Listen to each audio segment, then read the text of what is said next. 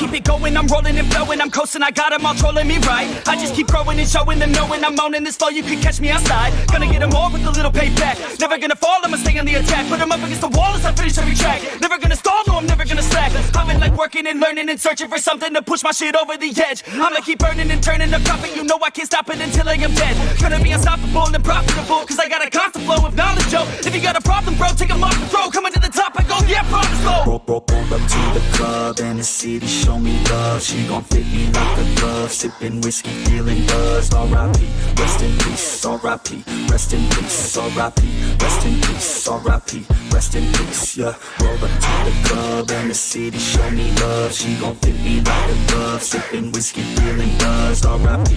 Rest in peace. R.I.P. Rest in peace. R.I.P. Rest in peace. I'ma put that ass to sleep. Yeah. You can't stop this, I promise. Got electronic with a little rock shit. Rap on top of it, you can't even process it. I'ma keep dropping it till it starts stopping it. Oh, I got the beats and I got the rhymes to make your girl cheat. I swear she a dime, get up on your feet. If you wanna climb and take it from me, I got nothing to hide. I get it, cause I want it, always on it, and I'm plotting. Now I got it, got my shot in. You know I'ma be the one climb to the top of it. I'm dropping this, take a shot, I got the fifth. I'm watching it, crop top got me in. She got it shit, she wanna pop it off again. Drop it low and then she gon' take it off the sin, yeah. Roll up to the club and the city show me love. She gon' fit me like a glove. Sipping whiskey, feeling buzzed. R.I.P. Rest in peace. R.I.P. Rest in peace. R.I.P.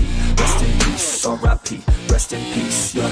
Roll up to the club and the city show me love. She gon' fit me like a glove. Sipping whiskey, feeling buzzed. R.I.P. Rest in peace. R.I.P. Rest in peace. R.I.P. Rest in peace. I'ma put that ass to sleep. Yeah. I gotta do it for the fans, yeah. I wanna do it for the fans, bruh. I got really big plans, yeah. I'ma do it cause I can, yeah. I throw cash for a minute, oh. She throw back for a minute, yeah. I flow fast when I get it, oh. She love that when I hit it, yeah. I'ma get high, I'ma get low. I'ma go fly to my own show. I don't say bye, I say hello. Get to know me, yeah, they call me B-Ho. Gonna be the best in the game, rest in the fame. Nest in your brain and I spread like the plague. I don't give, no I take. Live for today, ain't nobody gonna say I didn't make a name. Roll up to the club and the city show me love. She gon' fit me like a glove. Sipping whiskey, feeling buzzed. R.I.P. Rest in peace. R.I.P. Rest in peace. R.I.P.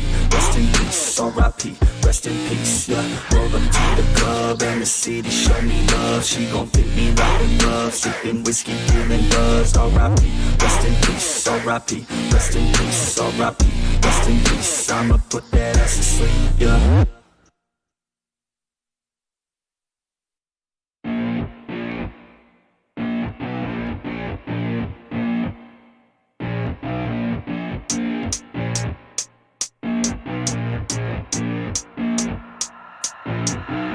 Keep it going, I'm rolling and flowing, I'm coasting, I got them all trolling me right. I just keep growing and showing them, knowing I'm owning this flow, you can catch me outside. Gonna get them all with a little payback. Never gonna fall, I'ma stay on the attack. Put them up against the wall as I finish every track. Never gonna stall, no, I'm never gonna slack. I've been like working and learning and searching for something to push my shit over the edge. I'ma keep burning and turning the profit, you know I can't stop it until I am dead. Gonna be unstoppable and profitable, cause I got a constant flow of knowledge, yo. If you got a problem, bro, take them off the throw. Coming to the top, I go, yeah, promise, go. Roll up to the club and the city show me love. She gon' fit me like a glove. Sipping whiskey, feeling buzzed. R.I.P.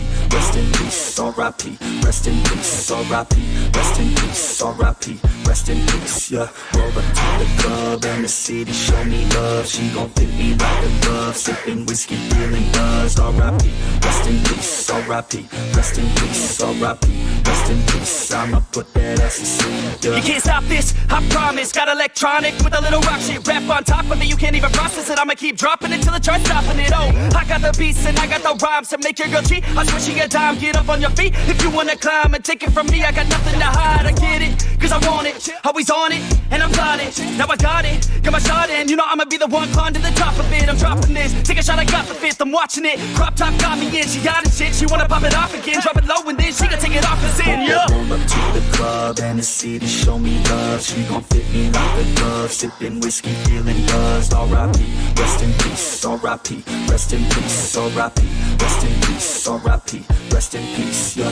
Roll up to the club and the city show me love. She gon' fit me like a glove. Sipping whiskey, feeling buzzed. R.I.P. Rest in peace. R.I.P.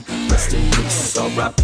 Rest in peace. I'ma put that ass to sleep. Yeah. I gotta do it for the fans, yeah. I wanna do it for the fans, bruh. I got really big plans, yeah. I'ma do it cause I can, yeah. I throw cash for a minute, oh. She throw back for a minute, yeah. I flow fast when I get it, oh. She love that when I hit it, yeah. I'ma get high, I'ma get low. I'ma go fly to my own show. I don't say bye, I say hello. Get to know me, yeah, they call me B-Ho. Gonna be the best in the game, rest in the fame. Nest in your brain and I spread like the plague. I don't give, no I take. Live for today, ain't nobody gonna say I didn't make a name. Roll up to the club and the city show me love. She gon' fit me like a glove. Sipping whiskey, feeling buzzed. R.I.P. Rest in peace. R.I.P. Rest in peace. R.I.P. Rest in peace. R.I.P. Rest in peace. Yeah. Roll up to the club and the city show me love. She gon' fit me like a glove. Sipping whiskey, feeling buzzed. R.I.P. Rest in peace. R.I.P. Rest in peace. R.I.P. Rest in peace. I'ma put that ass to sleep. Yeah.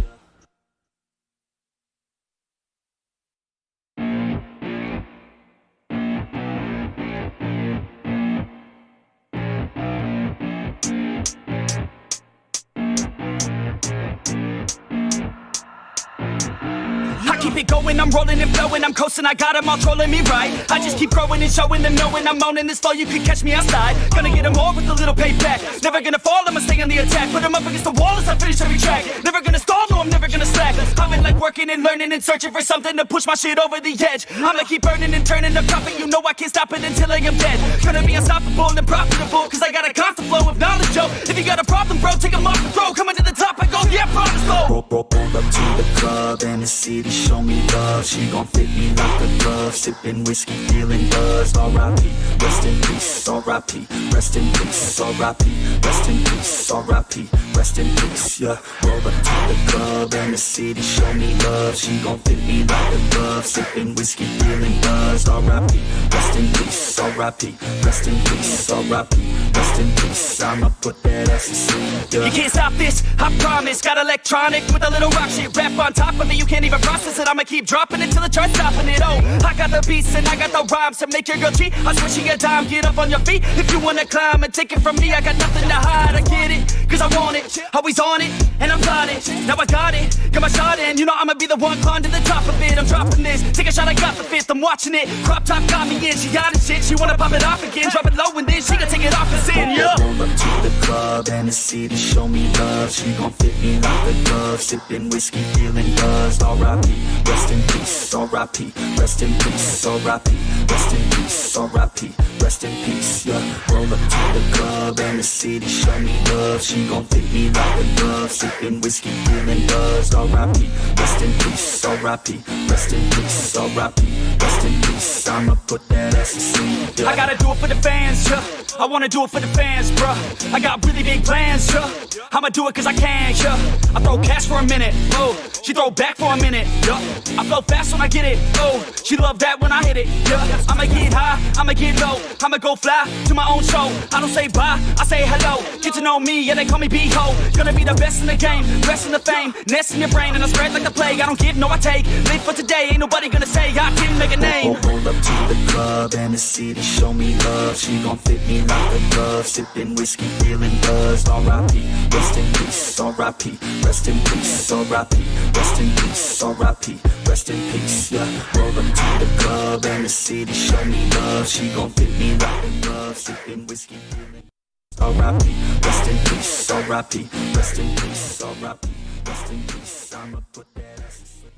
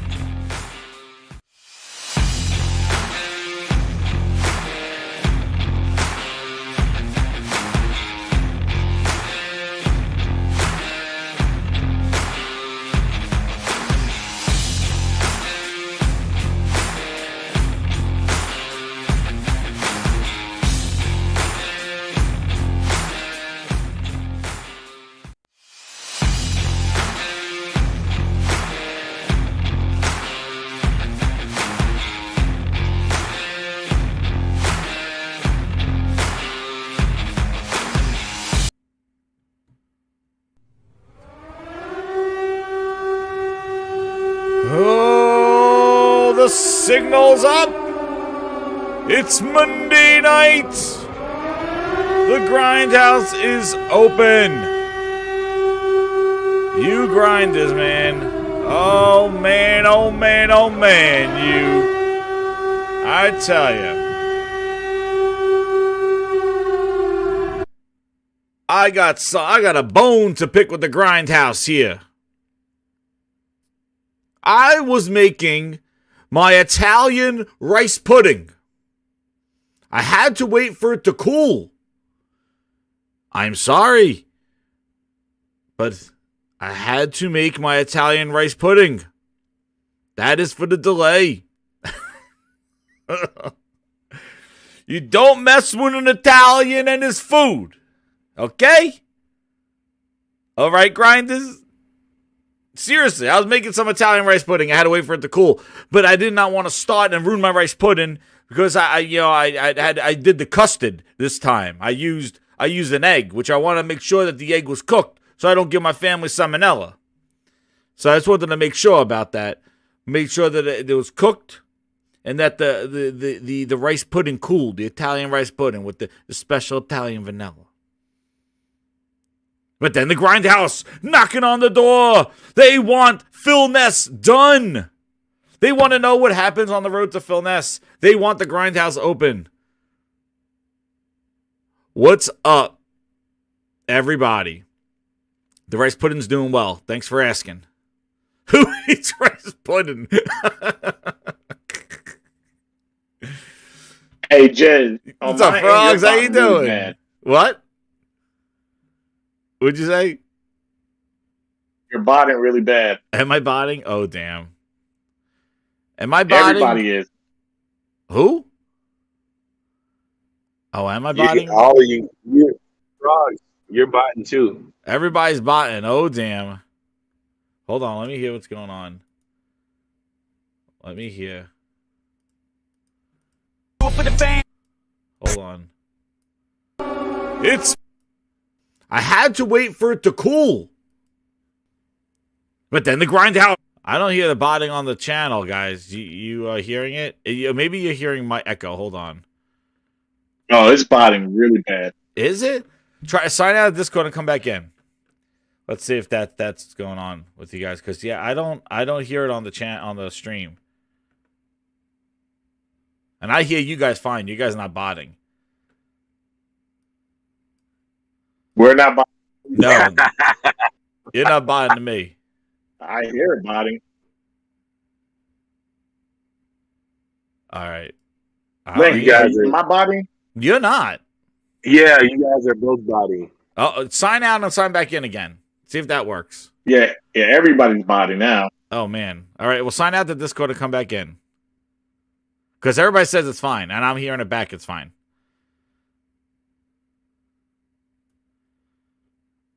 No botting from here. No bootleg sounds. There's no bootleg sounds over here.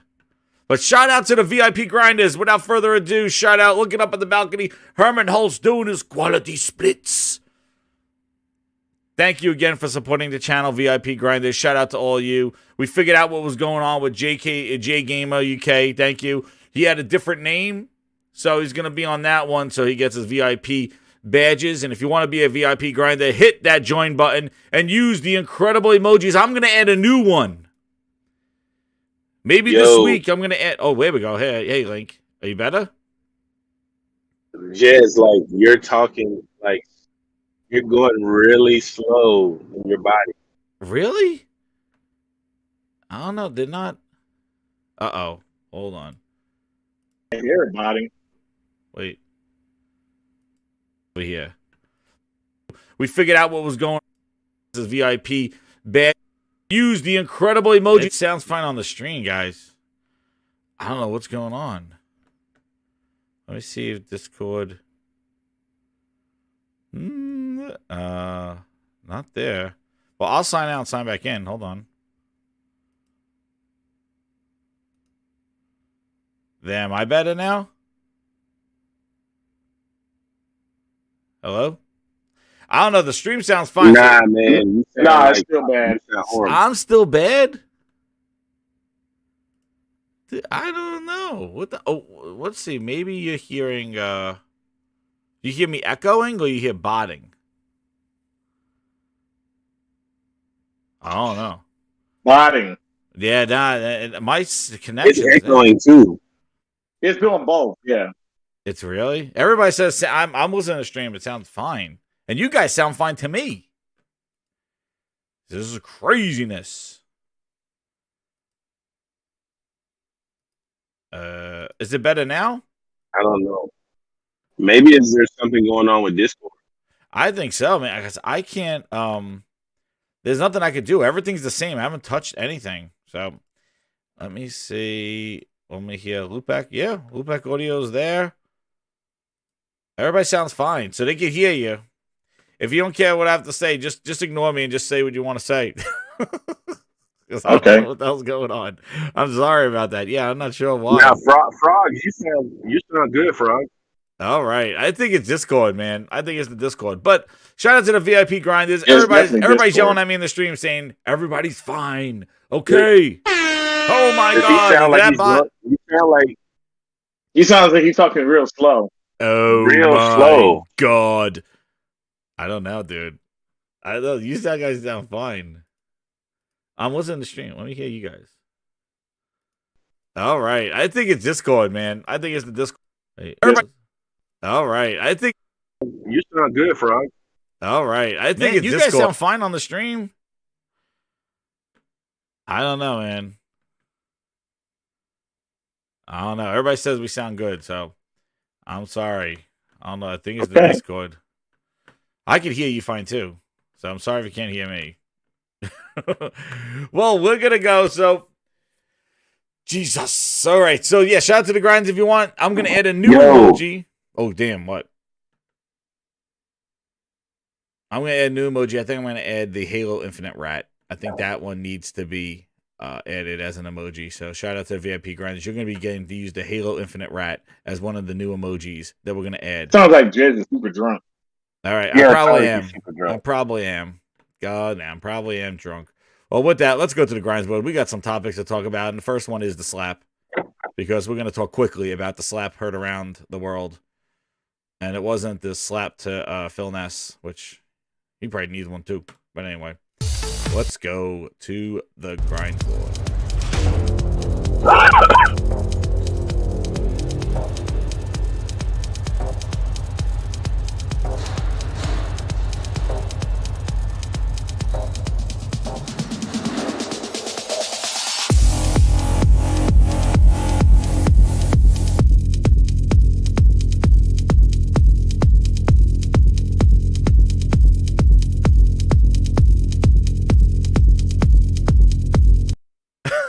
Damn, Jeff B. Gaming is still insulting my rice pudding.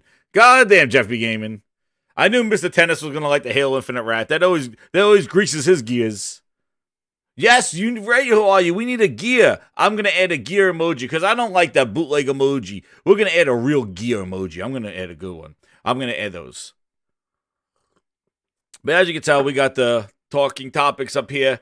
We got a lot of stuff going on. My goodness, I didn't even know what to start with. I was trying to figure out on this grinds board. But the first thing is the slap, and the slap that went on with Will Smith and Chris Rock. Not a gaming topic, but I made it a gaming topic by introducing their WWE match that was an all-out brawl. So we did. I turned it into a topic. Here we go. Yes, dude. I don't know why Chris Rock is in camo, but yeah, the slap. So yeah, so the whole thing went down is like, he made a comment about Jada Pinkett on the thing, talking about her hair, and Will Smith just casually just walked up to him and gave him a right in the face and said, keep your effing wife's name out of your effing mouth. And I thought at first, I don't know what you guys thought, but I first thought that it was a skit. I felt like the way he slapped him was a little like, it looked very kind of like movie slap. Like he had his arm up and he kind of pulled it. Like he wasn't like going to knock him out, but it was a very, very kind of like movie slap. And Chris Rock was just standing there with his hands behind his back.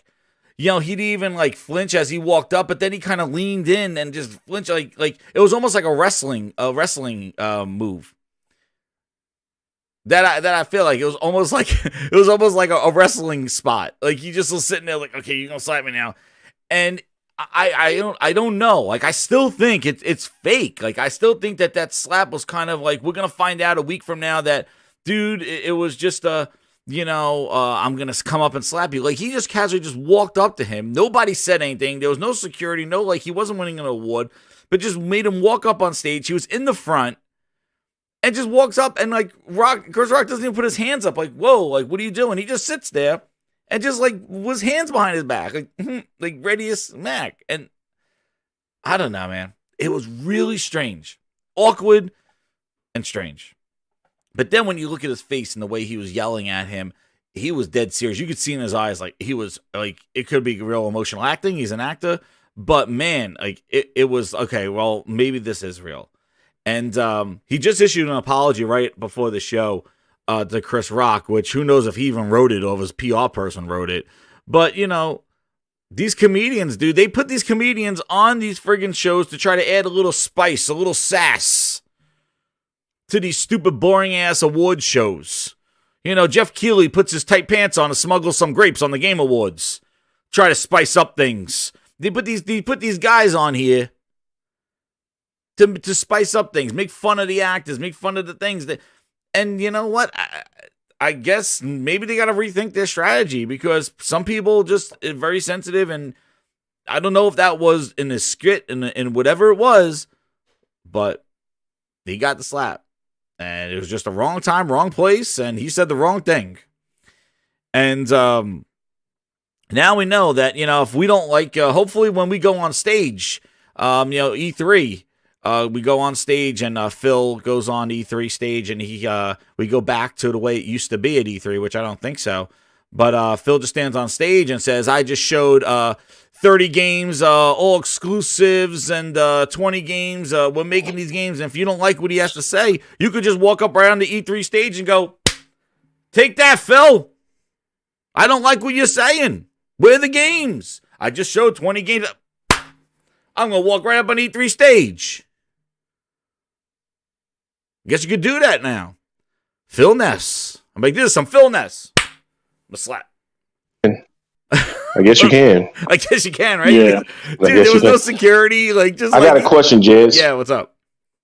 Do you know Ghost in the Shell? He's wanting to get into the Discord. I've been trying to find him. I searched through Discord to try to get him in here. Like, Ghost in the Shell 55. Yeah. Wait. I hear your voice double. Oh, my goodness. Yeah. You're my double too? Am I doubled? Yo, everything you guys are saying is all just. I can't. I'm listening to the stream. Yeah, every time anything I hear Link say is he says it like twice. Yo, that's delaying the thing because I'm listening to this stream right now. I hear your voice double. Oh my. Oh, you want to know what? I think I know what it is. Okay. Link, I can't find Ghost in the Shell, but I'm going to try looking for him again. But yeah, give your opinion as to what happened with the slap. What do you think about the slap? I think I know what the issue is. Oh, me? Yeah, good. Okay. So, when I saw it, I thought it was a skit. I really did. I thought it was fake. But then, after just sitting there and watching it for a while, I was like, wait, this guy's really slapped him. And it kind of, I think it bothered me for the most part because Chris Rock is not a funny dude by any means. Mm-hmm. Damn it. Okay, Chris Rock's not a funny dude by any means to me, but, say again? Do you still hear yourself double? Yep. Oh, damn. I don't know what the hell's going on. Yeah, I hear it too. I have that. I hear myself double and triple. And I hear you sound like a robot. Oh, my God. I'm sorry. Yeah, I don't know what's going on. It's really bad. They hear you fine. Just keep going because they hear you fine. But what I was going to say is, I don't think there was a reason to smack Chris Rock. think it was little, little unbecoming just as a man. Like, I don't think you need to handle it that way. A lot of people talking about, oh, he defended his wife. I've never physically defended my wife against somebody's verbal attack. Mm. I've never said, hey, you verbally said something to me, to my wife from me, so I'm going to attack you to fix that. I give you the same energy you give me. If you verbally say something, I verbally say that. It's the only time I'm going to physically attack you if you're in my space. With that, you're within arm's reach and you're threatening me. Other than that, I don't see a reason to attack somebody. And we can have words back and forth and, freedom of speech, whatever, right? Mm-hmm. But words are just words. If Will Smith's wife was so hurt by the comments, which you can clearly see that it bothered her, It did, but yeah. it didn't bother him at first because he chuckled and laughed. So at some point, he probably looked over and said, "Damn, that bothered her." And then your response is, "Let me go smack this guy who said a joke." Like that, it could have just ended so much. It could have took a definitely different turn. We could have been sitting there watching something we should have been seeing on live TV. He smacks him, and then next thing you know, he picks up a microphone stand, cracks Will Smith in the back of the head, or you know what I'm saying. Anything could have happened, and I just think that it was a little tasteless. Like he could have that whole comedic role. It wasn't a funny joke. It wasn't something personal. The punch at her. I think that the way he handled it just wasn't really the way that it should have been handled. At number one, you're at a place that we very rarely as black people get awards. So don't do that there. The other thing is you go up there and you accept the speech, and this is another thing I had with Will. You go up there, you win an award, you do this speech, and you fake freaking cry. You act like what you're saying really matters, and that's kind of like your apology, but you didn't directly apologize. I don't know. I don't know how people can cheer this on and champion it on. I think it's disgusting. Wrong is wrong in my eyes, all across the board. I Mm. don't. I think that maybe Chris Rock, maybe he didn't know, right? He didn't. Maybe let's just say he didn't know, but you're still gonna punch him in the face. And let's just say he did know. You can have words with him after the fact, but right then and there, wrong place, wrong time to handle that situation like that. Wrong across the board. Yeah. No, I agree. I think that, it was a little bit like I could see, maybe he's going through things and it was just a wrong time, wrong place for him, and it really triggered him. But like, you got to Yeah. know where you're going. And like, I think what Denzel said to him was, just it was after the fact, and But also see, too, like even when he won his award, man. though, like I he kind of didn't looked at it. I'm even. like, it shouldn't take a Denzel, whoever, to come over to you I and know, Smith and right? say, Yeah. "Hey, get your shit together." After you did it, though, It after shouldn't he take did that. it. This is your job. You're being a professional at your job. You're being awarded an award at Mm-hmm. something that pertains to your job. And what you do is you sock somebody in the jaw because their wife's name is in your mouth. Mm. He didn't physically attack your wife. He didn't physically attack, which you attacked him in a physical manner. I don't get it. And he wasn't saying it. And then the last thing I'll say in it is, I doubt that Will Smith would have done that to a lot of other Well, comedians. I heard that I people saying doubt he that. would have Yeah. did that to a lot of other comedians. I think it would have been a different approach Yeah. if it was a different host. Yeah. I think Will Smith knows who he can play a game with, and I think people cheering and championing this on, I think it's a great thing. It's kind of disgusting. Yeah, it was. Well, the thing about Wrong just is think of wrong. any frog. Think about any job. Like if you went to like you were being recognized at your job for something, and you get on stage, you Listen. hit somebody at your work. Even if you're not at the 9 to 5 job, you're still amongst your colleagues at work. You do stuff there that could impact your job, like even if an after party or you're hanging out with staff after and doing stuff, like even with your colleagues, like you're still kind of a representation of what you're doing. And when you You're go up there, semi-professional. and you go up there and just like do that, And that's why I thought it was a skit. Like I just thought it was a skit. I'm like, who I would really do thought it was a this? skit. And I was like, who would be this stupid enough to go up there and sock somebody on live TV? And then Yeah. I found out it wasn't. I was like, wow, you made yourself look really bad, and like, wow, you wouldn't expect this. You wouldn't expect a Will Smith or a Denzel or certain people. Dude, look, this guy is way more popular than Chris Rock, right? Yeah, He has but they bigger put stats Chris than Rock Chris in Rock. that position. People say That's Will his Smith's job name, to know make him. You jokes. see Chris Rock, you don't really know him. And But for my the whole stupid thing thing. is, like, there's a whole different way he could approach this. There's a whole way as a man he could approach this. And there's a lot of men that people consider themselves men who want the violence. I don't get it. I don't get how. And I put a tweet out and I said, "Don't you guys need to I stop saw looking your at tweet, TV yeah. and thinking it's reality? Because you guys are going to go out there and try I to be think it Will was Smith and just. slap people, and you're going to end up in a bad way Yeah, what's up, Link? I Yeah. over word." think it was justified. I mean, You said you I think it was justified. You think Yeah, I you do. think you think that when he did it was fine? Like, Justifiable over words. I just want to make sure. I just want to make sure I'm hearing you correctly. Man, listen, I'm hearing you 4 times, Jez 3 times. yeah, let Link. Let him Yeah, go. it's bad. Yeah, just This stop. shit is fucked I don't know up. what's going on. Bad. I don't know what's going on. But I think it was justified. Yeah, why? Yeah, I gotta hear this. Because, I mean, the thing is, okay, this is the deal. The actions, he probably did go a little too far. I feel like he felt his wife being disrespected. At that time, he acted in an emotional way. I don't think his tears were fake. I think they were real. I can't hear it. Yeah, now he's botting on me. Years. Oh, damn, Link. Sorry. Now you're botting for me. Yeah, everybody is in here bot. Like, I can't hear anything Link is saying. He's Yeah, I botting, just you're heard Link botting, botting. I'm botting. Dude, this is wild. What is going on? I got a 22 ping. It should be fine. Let me hear. Like, it sounds fine on the thing. It's crazy. Link was botting right there. I heard him botting. I don't know if he's at if he's on a phone or something like that. No, you're botting really bad. I'm me. still botting. What's your voice connection at? You're botting, and then I hear myself like I hear you double, and I hear me double. Dude, I don't know what. Like after I finish talking, I hear everything I said after. I don't know. Yeah, It's pretty bad. It's like an echo. It says frog. They're saying Frog and me are you. Frog and I are fine. Link, you were just botting right there, but I heard you before that. Let me see. Maybe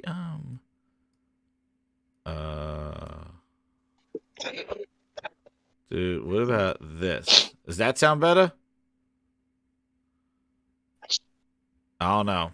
I'm still botting. It says it would sound fine on the stream. I don't know. Botting. It's still botting to you guys.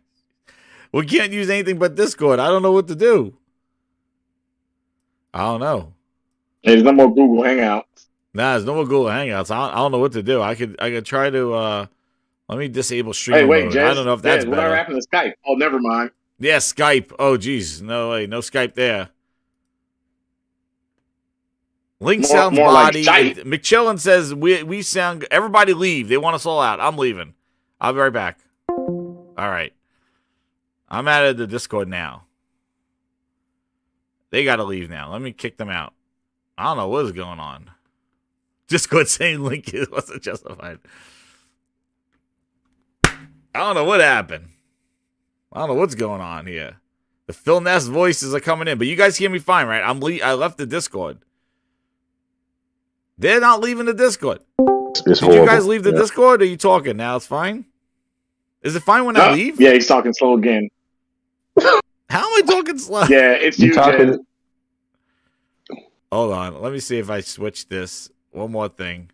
It's on your end because Is I'm it not better botting now? to him. He's not botting to me. What about now? Is it better now? Nope. No? Then yeah, I don't know Nope. what it is. Worse. Worse. Okay, well I won't do that then. Everybody says we sound good, so I'm sorry. The brawl screen is cursed. I'm taking this down. I think everybody's done. Link, unless you want to try to see if you can get through without botting. What do you think? I'm sorry, guys. I don't know what's going on. We're all good. Everybody says we're good. I left. They left. But I don't know. I think the problem is like we can't hear each other's conversations. Yeah, we can't have a conversation. This is not good. Hold on. Loop back audio. That's working. Hold on. I'm going to do this. Yeah, it's like you sound like Optimus Prime. Oh, damn. Yeah. Or Juicy Smouye. All right, hold on. What about now? Did I fix it? I'm still botting. Uh-oh.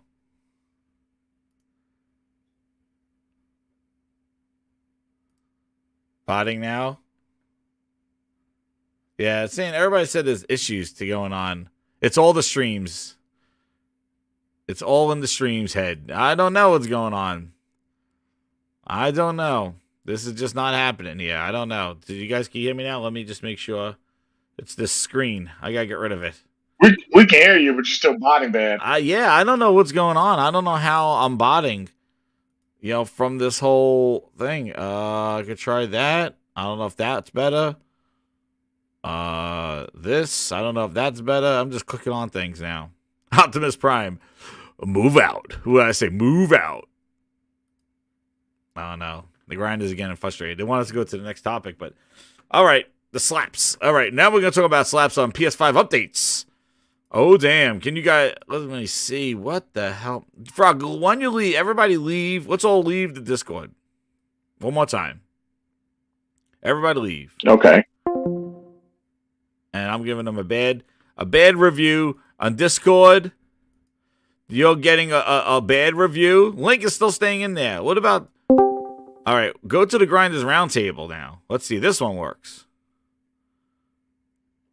I'm going to the next topic. We're going to the next one. Yes. All right. I'm back in there. I don't know what's going on. I don't know. Is it better now? I don't know. Nothing's changed. So I don't know what's going on. It's got to be Discord. Hello? Can you hear me now, guys? Is it better? You're still botting. I'm still botting. Let me, you know what? Let me turn this off and turn it on again.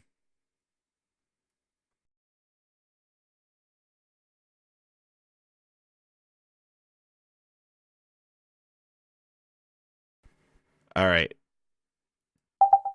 Hello? Hello? Am I better now? Nope. Nope. I don't know. I don't know what to do. Same old same. Let me hear the sound here. And like if I talk, I can hear myself All right. again. Hello?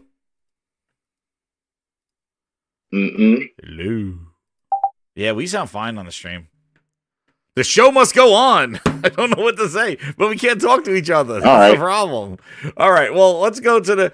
Jump in whenever you want, and I'll stop if I hear you guys. The PS5 update and VRR. So I got the PS5 update. Frog has had it. This is what it's like working at 343. That's right. So the PS5 update is come out. And basically they fixed the party system. Now it's actually called party, so you could actually see who's in a party chat. Before it was like these Discord groups, and we see what a crap of Discord is. But you could see what's going on, these guys. That's it. I'm gonna talk to myself, hear myself 3 times over. But yeah, just jump in, guys, when you can. I apologize. I don't know what's going on with Discord. The settings have not gone on. But anyway, the PS5 update. So they fixed the party chat.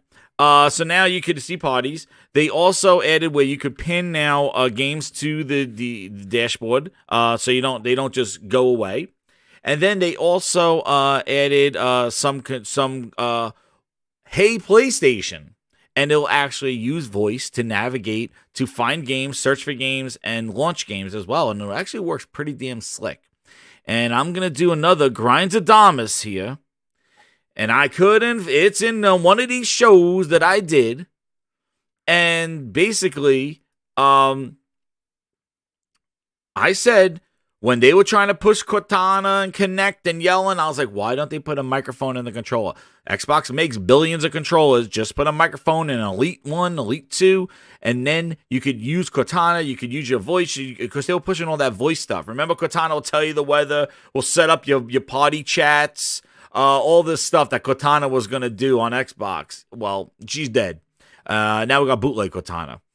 And basically, Sony did exactly what you should have did. They put a microphone in the controller, and basically now they added Hey PlayStation, and now you could just search. And basically you could just be like, yep, Hey PlayStation, find me Horizon Forbidden Dawn. Launch Horizon Forbidden Dawn. And it will. And it goes, sure. And it's pretty damn cool and slick how it works. And I know Frogs had the beta for a while, so I just got it. And dude, I have to say, yeah, party system, I never had issues with party chat, Nick, but what I did have, I had issues with trying to figure out where other people were, like what chats they were, because I would set basically an invite, but he'll be in another party or somebody will be in another party. And it was hard to figure out what was going on. They did add some icons later on, but basically, Forbidden West, Forbidden Dawn. Oh my goodness, I do know. It's Forbidden Dawn, Forbidden West. Yes, the voice control does work pretty good. I'm shook. My audio is all over the place, man. I don't know what's going on. And yeah, I'm surprised how slick that works. Now, you can launch party chat. You can't send, I don't think you can send messages. I know you can type messages with the voice. They always had that. But yeah, it's awesome. And the fact that it's in the controller, it's really cool because basically you could just like talk to the controller and just act and launch something without. See, with Xbox, you needed to get a headset to activate the voice control because they didn't have a remote control in there. They didn't have a microphone in the controller. So yeah, I'm happy with the update. And then the other thing that they teased was the VRR, or as the Xbox fans, I guess, have been calling it, called the VAG, the VAG. I don't know, VRR, VAG, whatever the hell it is. But apparently it's the bee's knees. But it's not. But wait, there's more. This is just a little microcosm of what I'm trying to talk about here. Microsoft did this VRR or VAG, whatever the hell it is, and they used it as a bullet point. It was a good move, DDP. It was. They used it as a bullet point. Oh, we got VRR, Sony don't have VRR. Variable ray tracing. I know if Link could talk and on this thing, he would definitely this triggers him a lot because people think that this is like a fidelity thing that makes the game look better. It's just like this is boost. All it is that it affects variable frame rates. If your frame rate is not variable, if your frame rate is not going up and down, then you don't need VRR. If your frame rate is at 60 and it stays pretty locked or goes to like 58 or 60, you're good. But when you go variable refresh rate, yes. When you go and you have a game going from 60 to 40 to this, you're going to get tearing. Okay? You're going to get screen tearing and there's going to be artifacting on the screen and things like that. These, for the people that had VR on Xbox, talking about it like this was something of a crutch. It's a crutch for bad frame rates. Oh yes, Game Night 1, 2, 3 up to 5. He goes, they've also added emojis when using the create button and share something to Twitter. They did? If it was only there when sending a message. Really? They added emojis for using the create button. Oh, I didn't know that. All those cool emojis are on there. Thank you, Game Night 1, 2, 3. I gotta check that thing out. I do have one VRR display. I do have computer monitors, but I have, oh man, the Link and Frogs, I'm sorry, they left. They just couldn't hear me botting anymore. Uh-oh. It's the Bachelor Grindhouse, guys. I'm sorry. Frogs, Link, I'm sorry. I don't know what happened, but I guess it's going to be the Bachelor Grindhouse. Oh, goodness. I'm going to take a drink. Hopefully they can jump back on later and see if it works. So, anyway, what I'm saying about this VRR is that, what happens, and I didn't know that. Thank you, Game Night, for the emojis. Now Sony took VRR, and now with the update, I'm gonna do that, Impatient. Thank you. I'm gonna do that with now what Sony does now is that they say they take the VRR and they go, we're gonna put VRR in games that don't support VRR,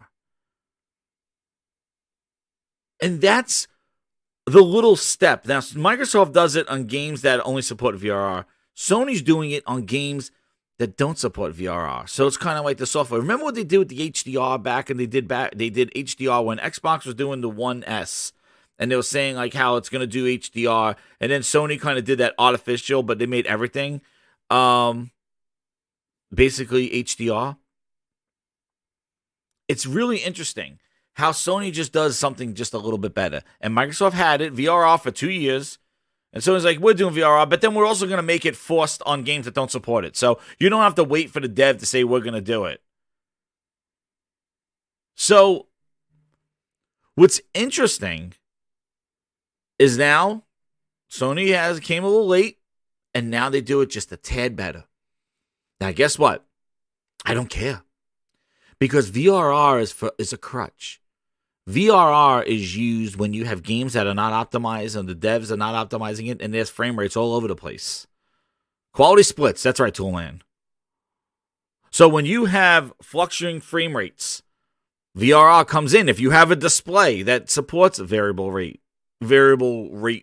refresh rate, that's what it is.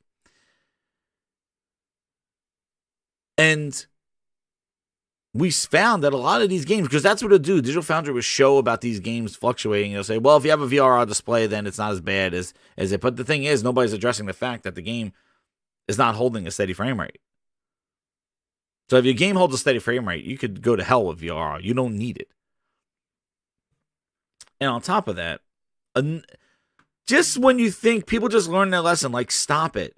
Just because Microsoft has VRR and Sony didn't have it yet, it's not a reason to go buy the console. It's a nice little perk. It's a crutch for games that are not optimized and have fluctuating frame rates. Please. But now, this is what I mean. You don't learn your lesson. Like you don't listen. Because guess what happens?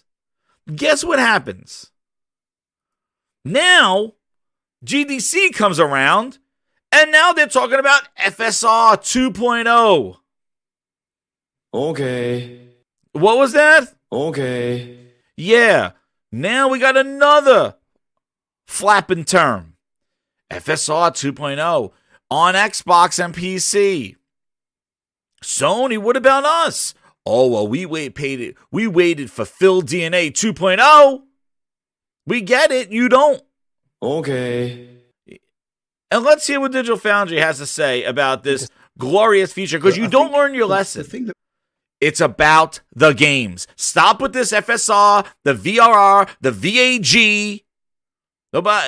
Stop with all this. It doesn't matter. They're all crutches. Even this FSR. It's all resolution mimicking. Know what's hilarious? And this will grind my gears about this stupid crap. Is that when we were talking with the Xbox 4K native, and we're talking about Sony's checkerboard rendering, it was about native. Native is the best way to go. Native. Oh, nobody wants to do tricks and Phil Nesses and Jim Nesses to get to a 4K image. We want basically 4K native across the board. That's what we want. Who needs checkerboard? Checkerboard dirty. Meanwhile, what do you think VRR and FSR and all the other crap is? FSR2 is a friggin' crutch. It's a way for them to artificially enhance resolutions to try to get basically a steadier game, or try to implement maybe other things because they're trying to manipulate this. It's all trickery. What happened to just raw power native? That's what I don't understand. It was raw power native. Oh, we're so powerful, everything's going to be native. There's no trickery needed. There's no people behind curtains.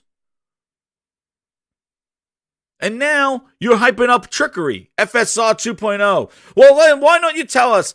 So before they start running their mouths saying like now Xbox is still superior to the PlayStation. You guys, learn your lesson. Stop. Get some help. Please. Tell us, digitals. People are missing here is that FSR 2.0 is essentially taking what has been done before in the console space for years and bringing it to PC in a way that is kind of open source and available to everyone. Yeah, so I think I get messages like this all the time. It's kind of insane how often a message when anything about FSR comes out about like, what about Xbox and FSR? What about PlayStation? What about Switch and FSR? My goodness. Either way, the whole point is that is not at all interesting. I'm going to be just like frank with you. Like that is not as interesting as it is in the PC space because Rich said like this technology has already been in existence on consoles for a long time. Developers can already integrate it. The only thing that this will add is maybe an option for those who don't have it at all before. What it will not do, for example, is I see a lot of this will make ray tracing more viable on console. And it's like, well, no, it'll just make the results be a little bit higher res looking, but it won't make games all of a sudden start supporting more ray tracing features or something like that. This is not different than what we've seen before in that sense. It will not make the Xbox Series X GPU so much better or something like that, or the PlayStation 5 GPU, because developers like, Insomniac, your Guerrilla Games, so many Unreal Engine 4 already, Unreal Engine 5 with TSR.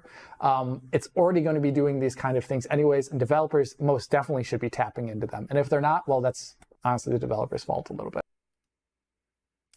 So, before it even starts, stop. Get some help. You didn't learn from True 4K. You didn't learn for the Hovis method. You didn't learn from 12 teraflops of GPU. We did it. We heard you. Wow, they really did it. This thing is a monster. This thing is a monster that eats monsters for breakfast and bitches for brunch. You didn't learn. Like, I don't understand when you're going to wise up and say, dude, there's issues with the initiative. There's issues with Perfect Dark. There's issues with 343. There's issues with Fable. The list goes on and on and on, and it's a problem with the games. Not with all this hocus pocus. All the things, vapor chambers, smart delivery. Stop. What is wrong? Cut it out. And like bees to honey, like birds to bread, as soon as this FSR 2.0 gets blasted on Twitter, they come flocking. They come flocking. And it's like, wise up, dude. Stop it. Where are the games? Where's the gameplay? Cut it out. For a console that talked about ray tracing so much, they gave you a little sneak peek of ray tracing today with a slight update to Minecraft. After 2016 promises of the Xbox One X to run Minecraft ray tracing, now they did a sly again under the table, no announcement update, and it's a little bit of little half step of ray tracing in Minecraft. Nothing like what they showed that the CPUs couldn't even handle when they showed that stuff.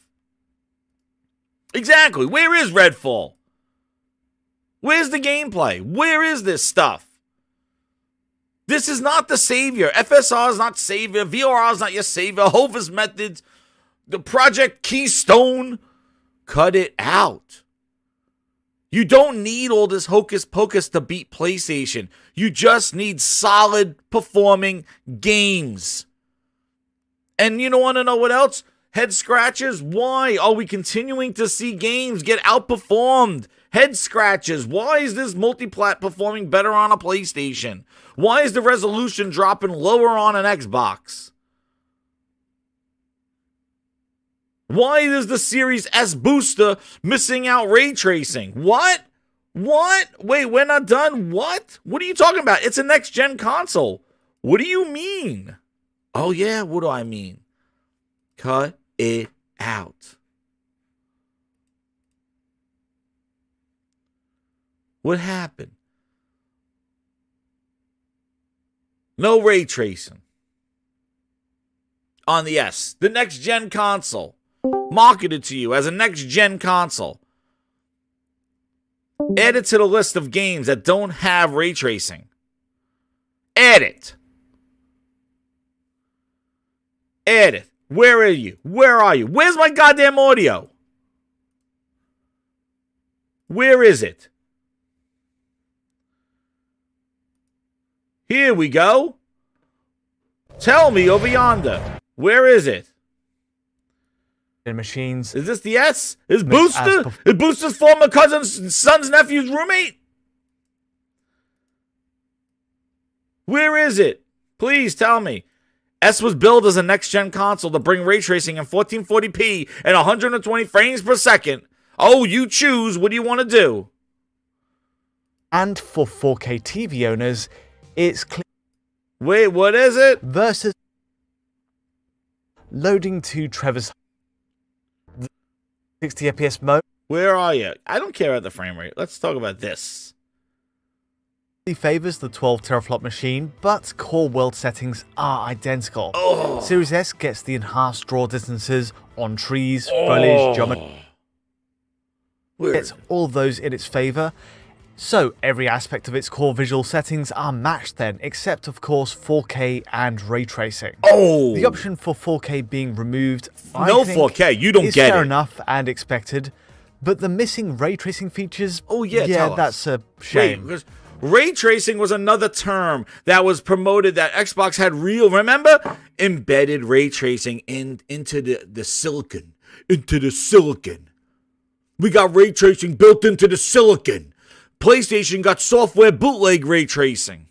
Xbox Series X got real ray tracing built into the silicon. The silicon. And the S shares the same silicon.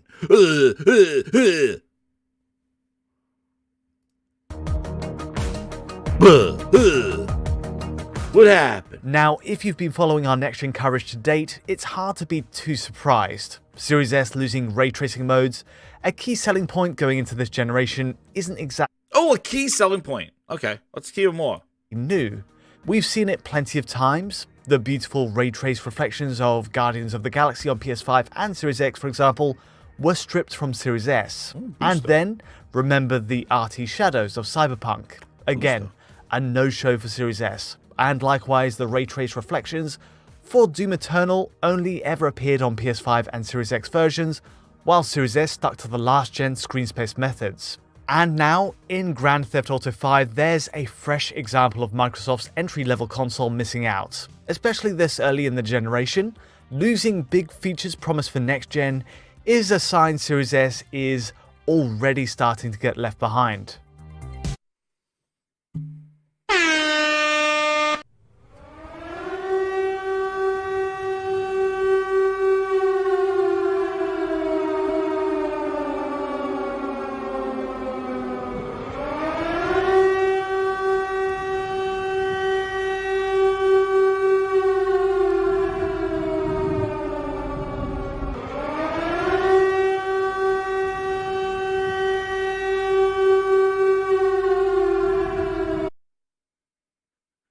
Screw that. Again, the real sirens. Yes, real sirens. We're going. We're going real sirens for this one. It's already getting left behind. Holy Spirit, activate. Holy Spirit, activate. Oh no, Holy Spirit, activate. Holy Spirit, activate. Holy Spirit, activate. Oh no, oh no. What happened? Please, cut it out. Enough. Wise up, McFly. Think, McFly, think. Wise up. Stop it. Get some help. Please. Please. The Series S is already getting left behind. Oh, it wasn't some... It's not a next-gen console. We heard... Oh, it's a booster box. Please. Just add it to the list of games without ray tracing. But ray tracing... It was a next-gen feature. It was a next-gen feature.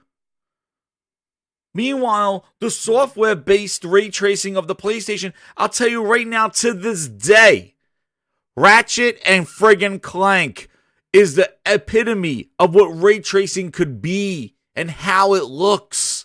Ratchet and friggin' Clank, when you could see the reflections on the bullet casings, or you could see the reflections of the mask and the helmet that he's wearing with the environment. That is a demonstration of ray tracing in Ratchet and Clank, and incredible. Even better than Spider-Man. And Miles Morales did ray tracing better. What are we doing here? You want to know what? I got a question for you. Where is the ray tracing in Halo Infinite? What season's that?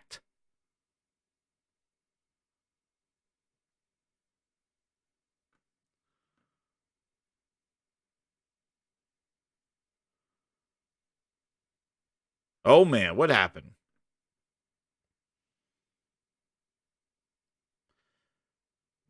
I want to know what season that is. Just hit refresh. We're good. I don't know. What happened? What season's ray tracing in Halo? Because where is it? What season is ray tracing? Tell me. Dude, that's not even on their update list. Not even up. That's it. You know, when the facts come spitting out, Phil Ness comes a rocking. You know it. I've been dealing with it my whole channel. Phil Ness trying to shut me down. Oh yeah, that was me. I wasn't liking that talk about the ray tracing. You're trying to expose me. I'm winning awards, bitch. I'm a lifetime achievement winner, bitch. And you're out here trying to tell me that I lied about ray tracing? Bet your ass I did. I don't even know. I don't even care. All I know is I got another console coming for these suckers. And I'm gonna give them all new letters. I'm gonna give them Cloud, maybe I'll name it some like CCX or something like that. Ooh, yeah, that sounds good. You want some CCX? Ooh, Cloud Compute Xbox? I don't know. Just keep feeding them letters like goddamn Sesame Street. Alphabet soup. I'm winning awards. I'm CEO. I can tell them anything. Oh yeah, Phil Ness. Man, oh man, that Phil Ness, he don't give a shit since he won his award. But all these shows, all these podcasts, keep the ray tracing out of your fucking mouth. That's right. Like, come on. What are we doing? The S was a next-gen console. Why didn't they just use the 1X? Nah. Next-gen console. That's right. Khalib Kaiser with the 5. Thank you for the super chat. He goes, Matt Booty, the real work begins after the game launches. Holy Jesus. Thank you. Khalib Kaiser, that's getting the sirens. Holy Jesus. Yes, that quote. Oh, Jesus. We're hitting sirens for that one. Thank you, Khalib. My God. Yeah. Considering half the team leaves after the game launches, talking about 343. But we need a palate cleanse. You're my number one customer. Before we get into the real Phil Ness. That Halo show and the Phil Ness at GDC playing with PowerPoint. Yes? Oh my, what? Come on, Carl. That is exact. Oh man. We covered that last week. Fewness. Yeah, Matt Booty said that. The real game begins begins after we launch. Yes, he did say that. Hit that like button as you're coming on in, everybody. We had a Phil Ness snipe coming in. Yep, Matt Booty really did say that. He said that with his good old friends when he was on the other show. What was it?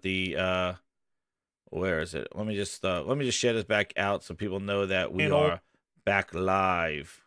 Let's try to get 100 likes too as you're coming on in. Let's see. We are back. Maybe because I took this. You know what? Maybe it is the Wi-Fi here. Nah, it is that. Yeah, I don't know what it is.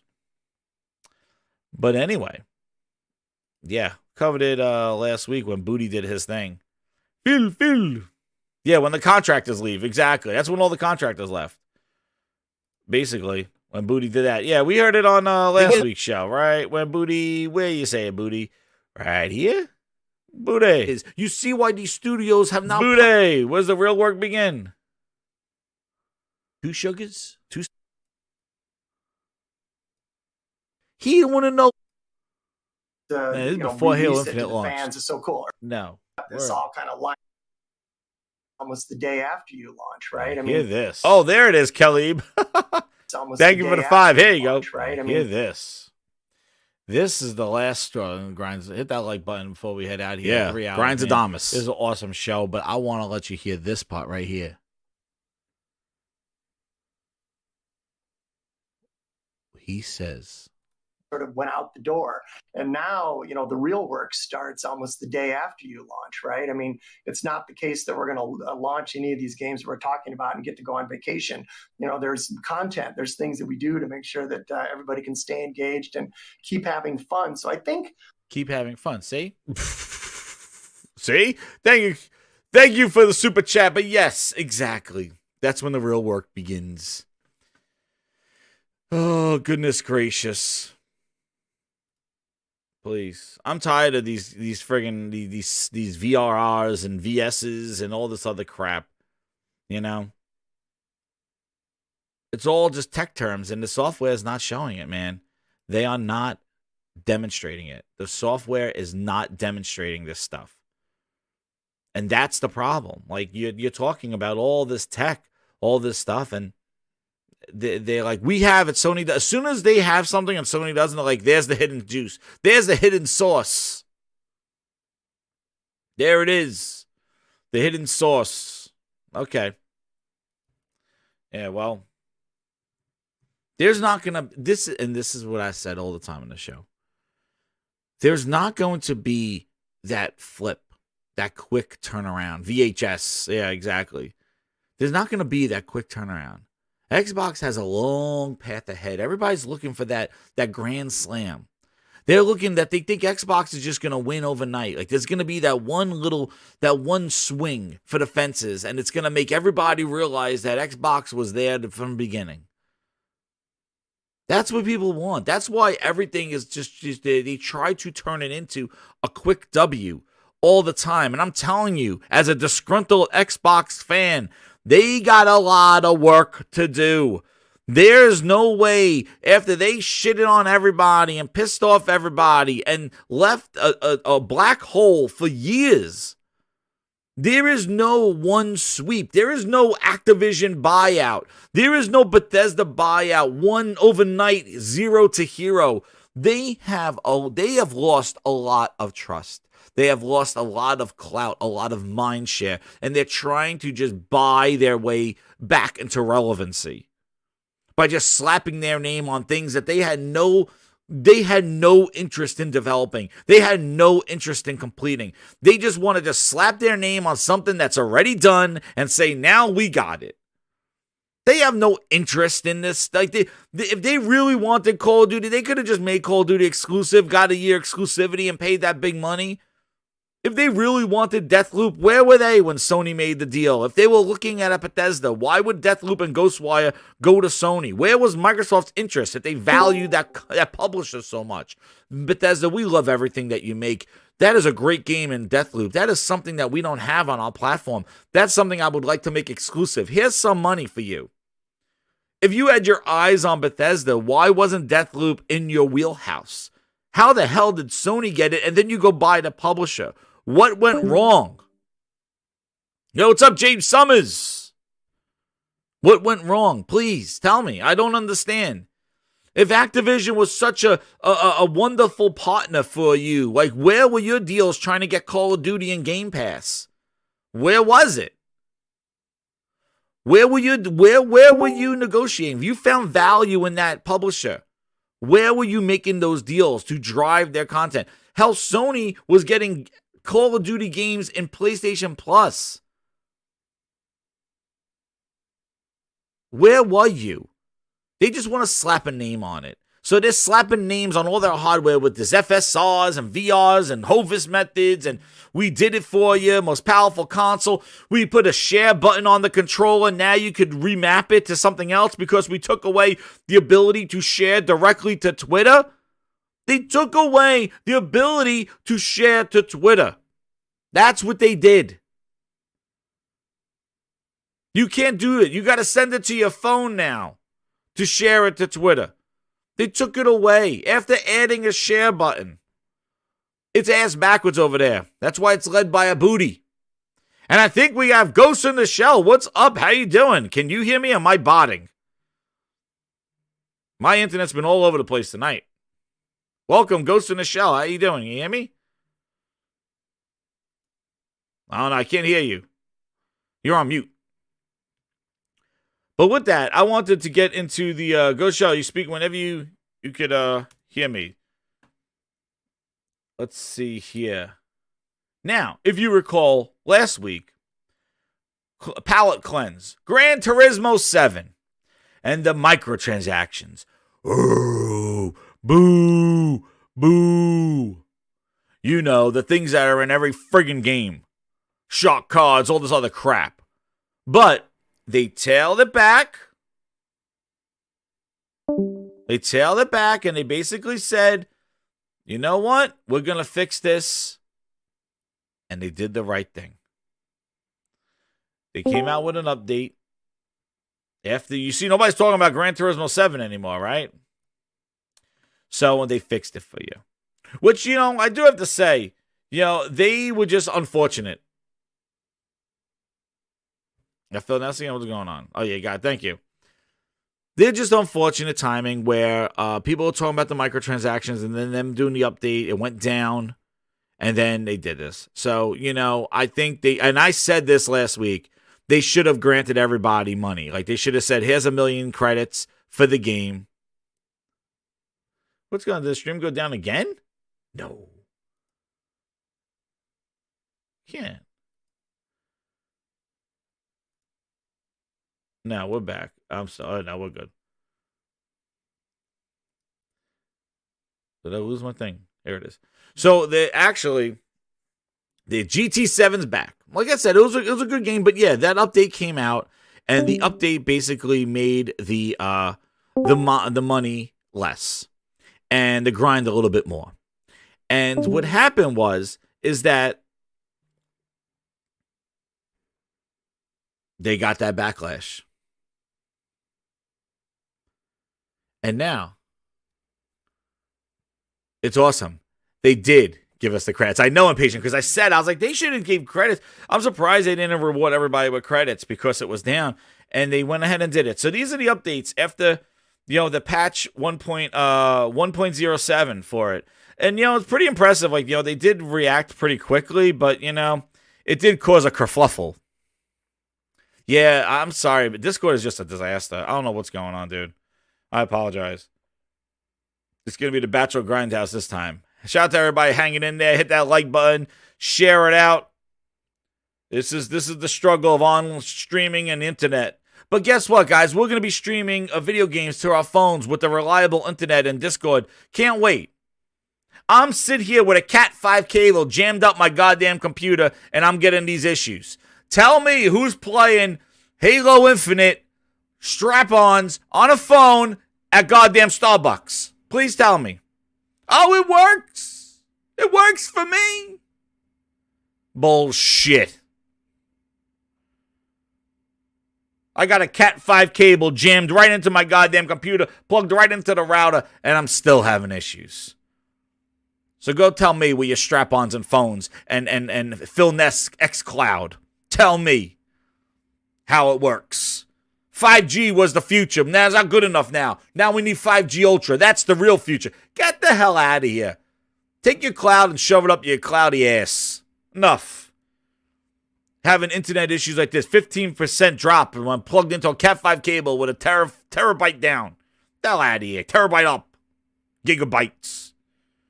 My ass bites. So here we go. Here are the updates. Increased rewards in the events in the latter half of world circuits to approximately 100% on average. Yeah, he's playing while canoeing. That's right, Nick. Goddamn. He's playing canoeing. It works. Look, I can go to the start screen. Yeah, touch screen. Yeah. 5G Ultimate. There'll be, you know what? 5G wasn't it? 5G Ultimate. It's 6G now. Oh, 6G. Phil says 6G is going to be the future. You know what? Wipe your ass. Please. We're sitting here with gigabyte networks and having issues. Streaming, not even a game, a friggin' picture and voice. I haven't, Scoop, I haven't played it online, so I trust you. If it's broken online, they're broken. So they say, addition to high rewards that they're given for the gold and all bronze results, increase the rewards on the online races, but, you know, Ty Scoop says they're broken still, so I trust him. I didn't try online yet. Include a total of 8 new 1-hour endurance races. Increase the upper limit of non-played credits in players' wallets from 20 million credits to 100 million credits. And increase the quantity of used and legend cars and offer at given times. They've also added that you'll be able to sell your cars, which that was something that I was mentioning. Because I said Forza had a marketplace in order to do that, and now you'll be able to sell your cars. So there are alternative ways of getting money in the game, which is great. That was a problem. And they rewarded. So the two things that I said they should have done, they actually did, which is pretty good. So I'm glad that we heard your updates. We heard your updates too. So we heard your updates. I'm glad that they did that and they acted on it. But, you know, it just shows these games, like, everybody's so reactive right now on the internet. And, you know, if you make a fuss and they run with it and stuff, they'll make changes. And if you remember the February debacle with Xbox Live increasing in prices, and everybody went crazy. And Microsoft pulled it back within 24 hours. They're like, oh, we're not doubling Xbox Live. Sorry. So, you know, they were getting hit. User reviews, bad negativity. Herman Holtz went in there and said, I'm taking your keys and I'm taking your car. Because I'm not going to have you do anything but damage the quality of GT Sport, GT7. This needs to be quality. It needs to last. We spent a lot of money here. Take that micro shit out. Even though I probably told you to put it in, but I want it out. Jim Ryan, take your microtransaction ass out the window. It's about quality games and let me do a split. Huh. Patch 1.07 split. You bet quality. I don't want to come back here. And Jim Ryan said, all right, sorry, I put some Jim Ness. And Herman Holtz is like, you're my number one customer. Ask Jim Ness. Bend over with the 2. He says he already unlocked all the cars in GT7. Thank you for the super chat. He already did it. You got all the millions, dude? Everybody was saying that you have to grind for a year. Yes, Mr. Tennis. Herman Holst on Twitter announcing the awards for Dreams. Yes, that was awesome. Dreams, it looks like it's getting a PS5 update, too. I love Dreams. Dreams is friggin' great. Of all games, I thought that was a game they're going to put on PC with the VR support and stuff, man. But Jim Ness is like, we heard you. Herman Holst's splits. A quality split. He went in there and he's like, stop with this bullshit. Nobody believes bend over. No way. He can get those 3 million cars. People like quitting their jobs to grind for those cars. But GT Sport, afterward, just to close the loop, of course he's lying, but I gotta read the super chat, impatient. So, to close the loop, they're fixing and addressing the concerns. So that's good on them. Their scores going up on their user score, and it's good for them. I'm glad they listened, and people made a big deal about it. Not talking about it now shows you grand opening, grand closing. Oh shit! Just wait, shooting at me 13%. Are you looking at 13% based on trophies? You got to look at my hours in Dreams. I play a lot of Dreams. I love Dreams. Dreams is pretty damn awesome. Hell, I didn't make it. I put Craig is in Dreams. If you search for Craig, he's in Dreams. I don't know if you see that, but Craig was in Dreams. They put him in there. So I'm glad they did that. So hopefully everybody's happy now. So now, obviously everybody's happy because nobody's talking about Gran Turismo anymore. It's now not the hot topic anymore. Nobody's talking about it because they fixed it. And while we're on side news, there was an update just now that Larry Herb says, there was an article here. Here's hot off the presses. This just happened. Yeah, you would expect a backlash.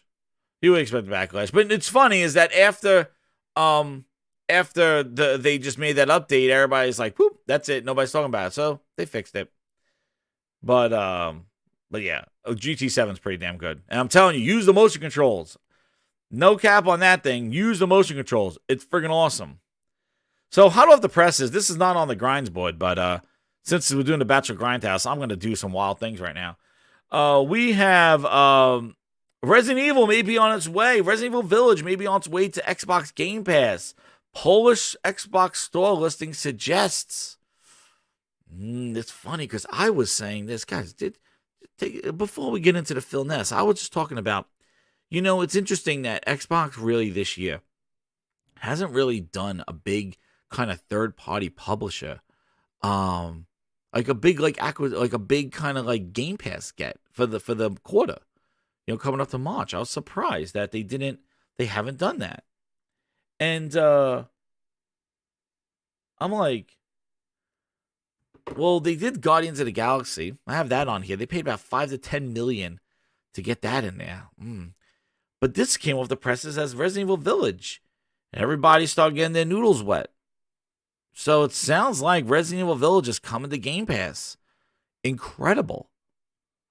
It is an old game, though. I played it. It wasn't as scary as the other one, but hey, a Capcom game in Game Pass? Maybe they're buying Capcom. You never know. Phil maybe went over to Japan, took a dump at their headquarters. There was a little thing. They're running with it. Wow. Are you excited? Hit that like button if you're excited that Resident Evil Village might be coming to Game Pass. Game Pass is the future, dude. It's the future. And getting games like this, big games, even though they're old, but still, when more people play, we all win, right? Capcom games don't sell on Xbox. So please hit that like button. Share this out. This is an incredible get for Xbox Game Pass. This might be the home run that they need. Turning over a new leaf. You get Resident Evil Village in Game Pass. Wow. Let me turn this off. That's a good get, man. I might be changing my tune. So, anyway, just grabbing Game Pass and getting Resident Evil Village in there, I think it's such a great get. I would think that Microsoft needs to confirm this. I think they really need to get ready and confirm this thing. And, I really think that this is a great move. The big things are happening. Phil was right. Game Pass is the future. Paris, you're right. Let me go to the next screen. What the fuck? What's this? Larry Herb, you confirming? What? Larry Herb. This was an error with how a discount for the title was displayed on the Microsoft Store and has since been corrected. There is no current plans to bring Resident Evil Village to Game Pass. Did I do that? I had you going, Grinders. Come on now. Come on. Oh, damn, the Jesness!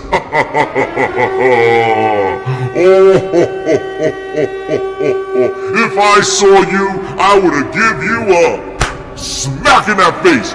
Keep the Game Pass out of your motherfucking mouth. Slap it. If I saw you, Phil Ness would come raining down on you.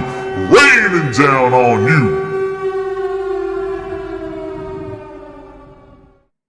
Damn it, oh damn it. Phil did not like that, Phil Ness. He said he would slap me. Keep the words out of your mouth. I got you. I saw you guys. You were shaking in your boots. I saw you all. You're like, Capcom, don't do it. Don't do it.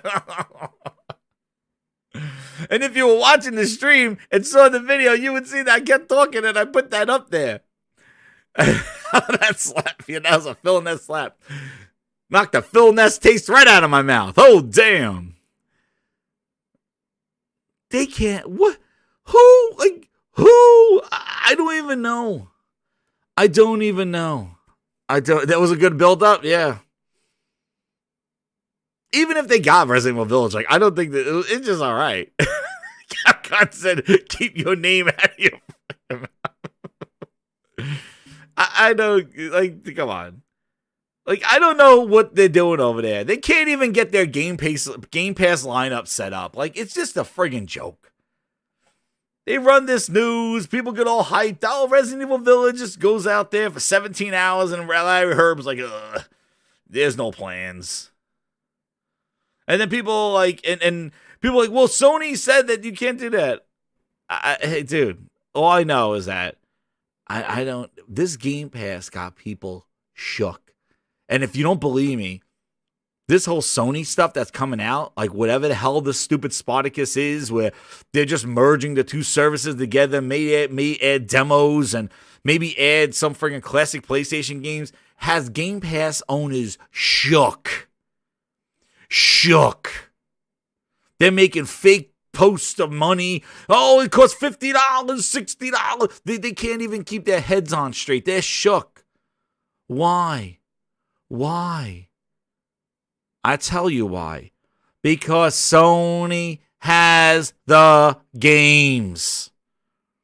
And when Sony flips the switch, Game Pass becomes irrelevant. It's like, dude, I got the ball. I got this brand new red ball that I'm going to play with on this block. It's actually a green ball. I'm playing it on the field. It's called my ball pass. Come on, who wants to play in the street? Let's go. I got the game ball. I'm playing it. My name is Phil. I got the green ball. And everybody's like, "Oh my god, that dude Phil, he got the green ball, man. We need Phil to play this. Yo, Phil got the ball, man. We need Phil. We need him. We need him. We need him. He got the green ball." Until guess what? Herman down the block goes, "I got the ball too, bitch." Now we don't need Phil You're anymore. my number one customer. Phil was all the talk with the ball. Everybody needed Phil. He said Phil was the ball player. He was the future of entertainment on this block. He got the green ball. But then Herman comes and goes, "Guess what? I got a bigger ball than you. A big blue ball." Pause. So we don't need you. So that's the problem. And this is the same thing that goes. I guarantee it. Go back to what we're saying about VR.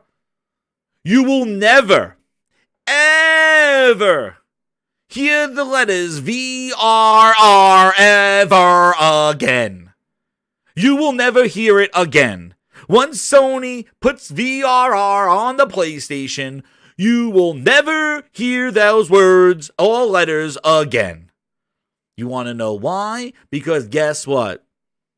Microsoft don't have the advantage anymore. So now when Sony gets some sort of pass and subscription, which they had already. But now they get a little serious about it. Put them together, maybe compete with some of these day one indie games that Microsoft loves to run stealth launch like Two Dick.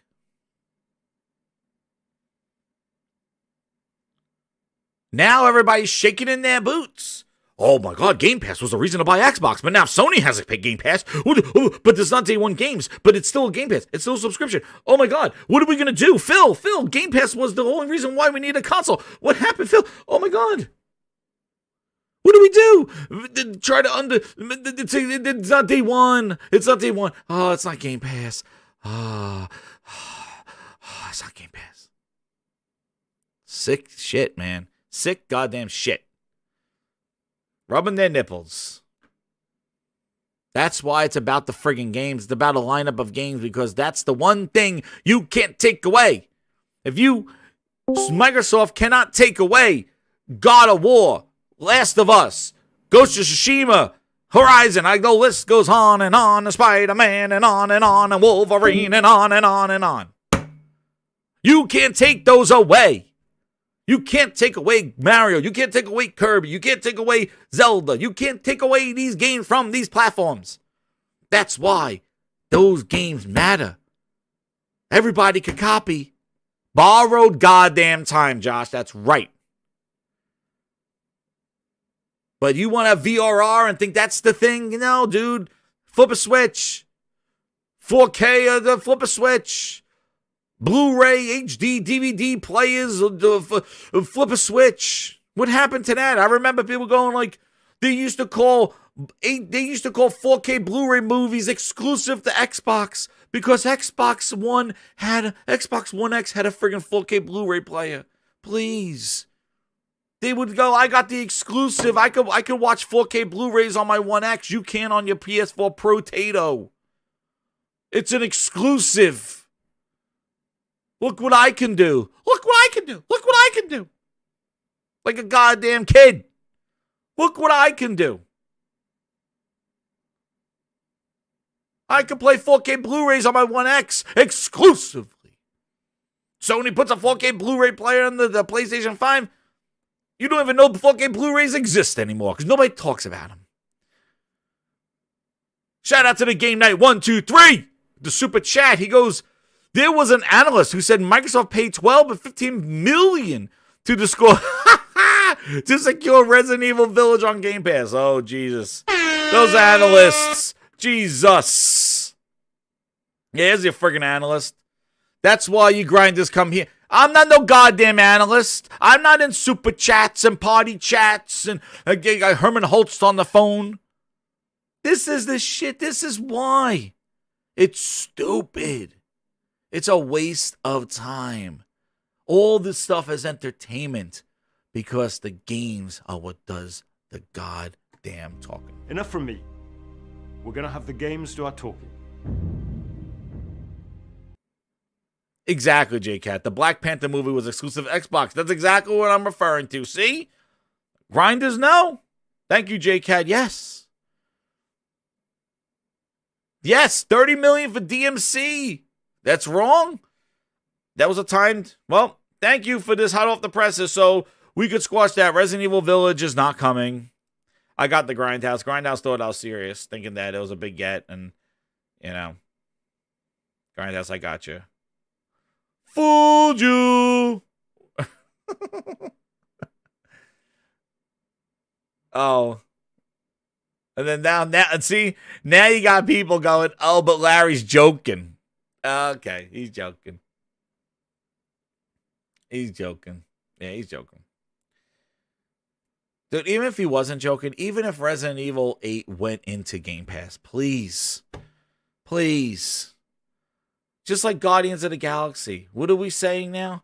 Jumping down to the topic down here. Guardians of the Galaxy, what is it? What did they do? They paid what? Who? What?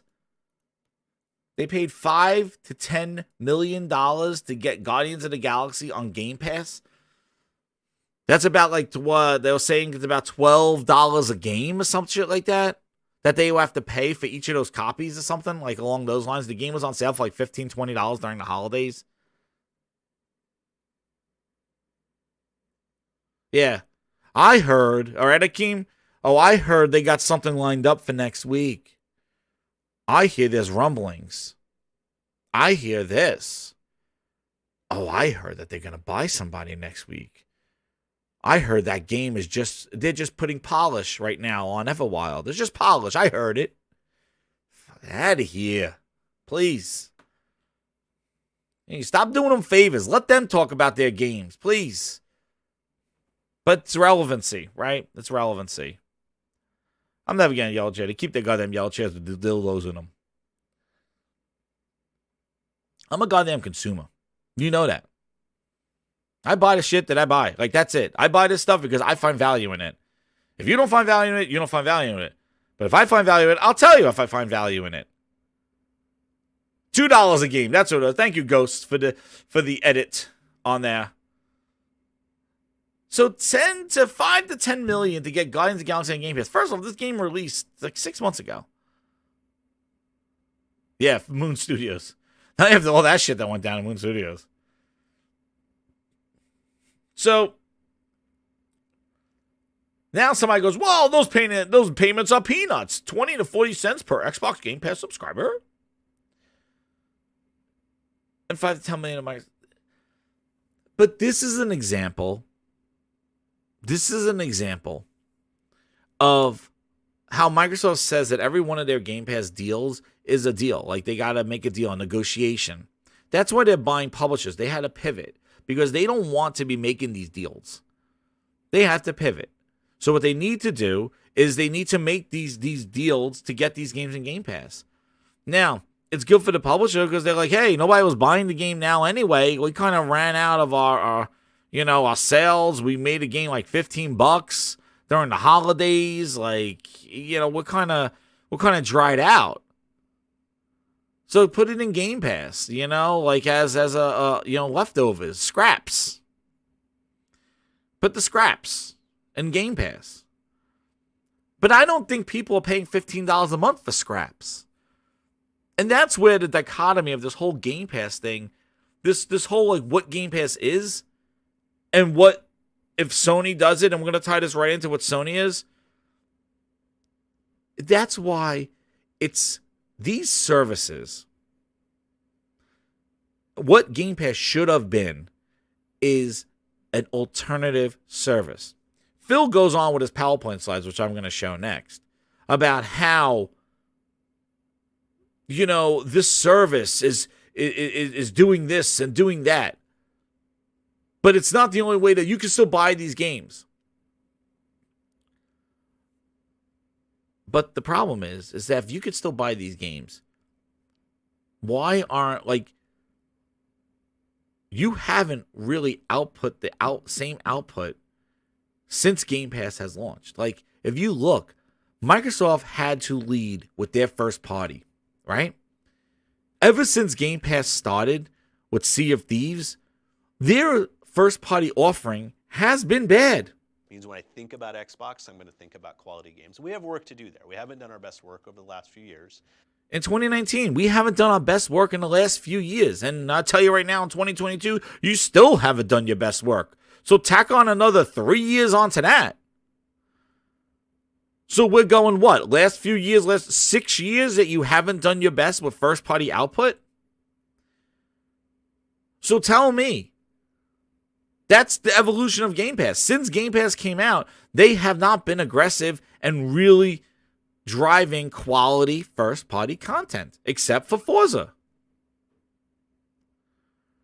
Maniolis, with the 5, he goes, if you want something in this life, you have to pay to own it. Nothing is for free, but the bots can't understand it.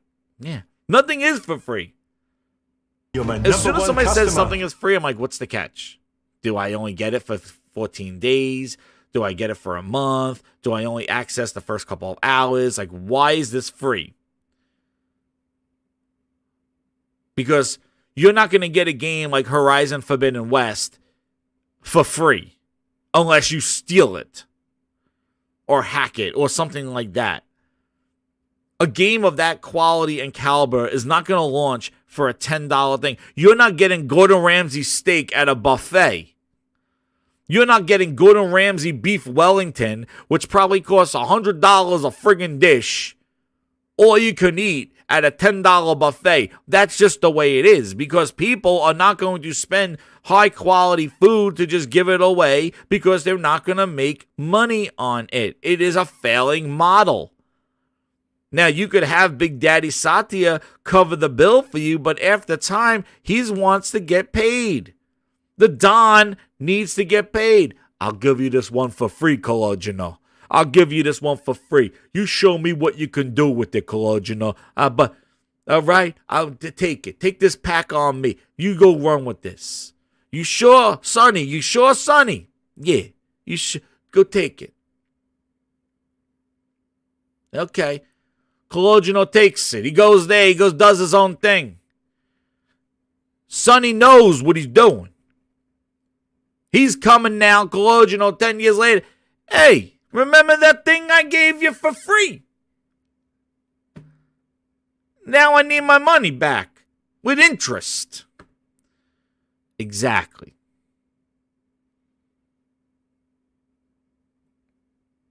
So look at the quality of what they've been putting out, besides Forza. And even that has not even evolved. You're not getting the Teslanator. You're getting a Hertz rent-a-car, exactly. They're coming to pay. So don't question everything for free.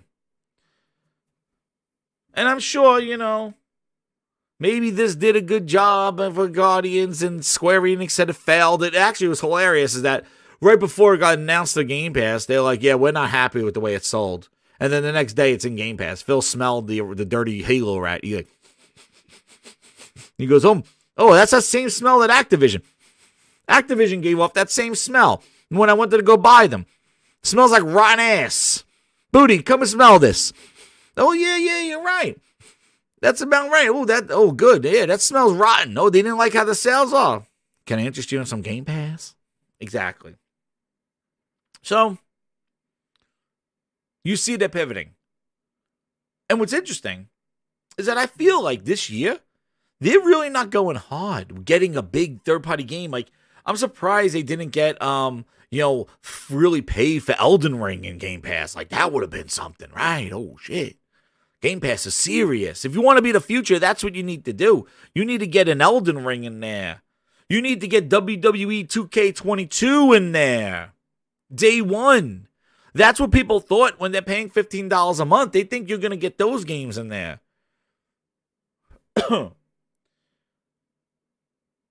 Where is it? Where are those big deals? Where are those big third-party gets? They're not coming.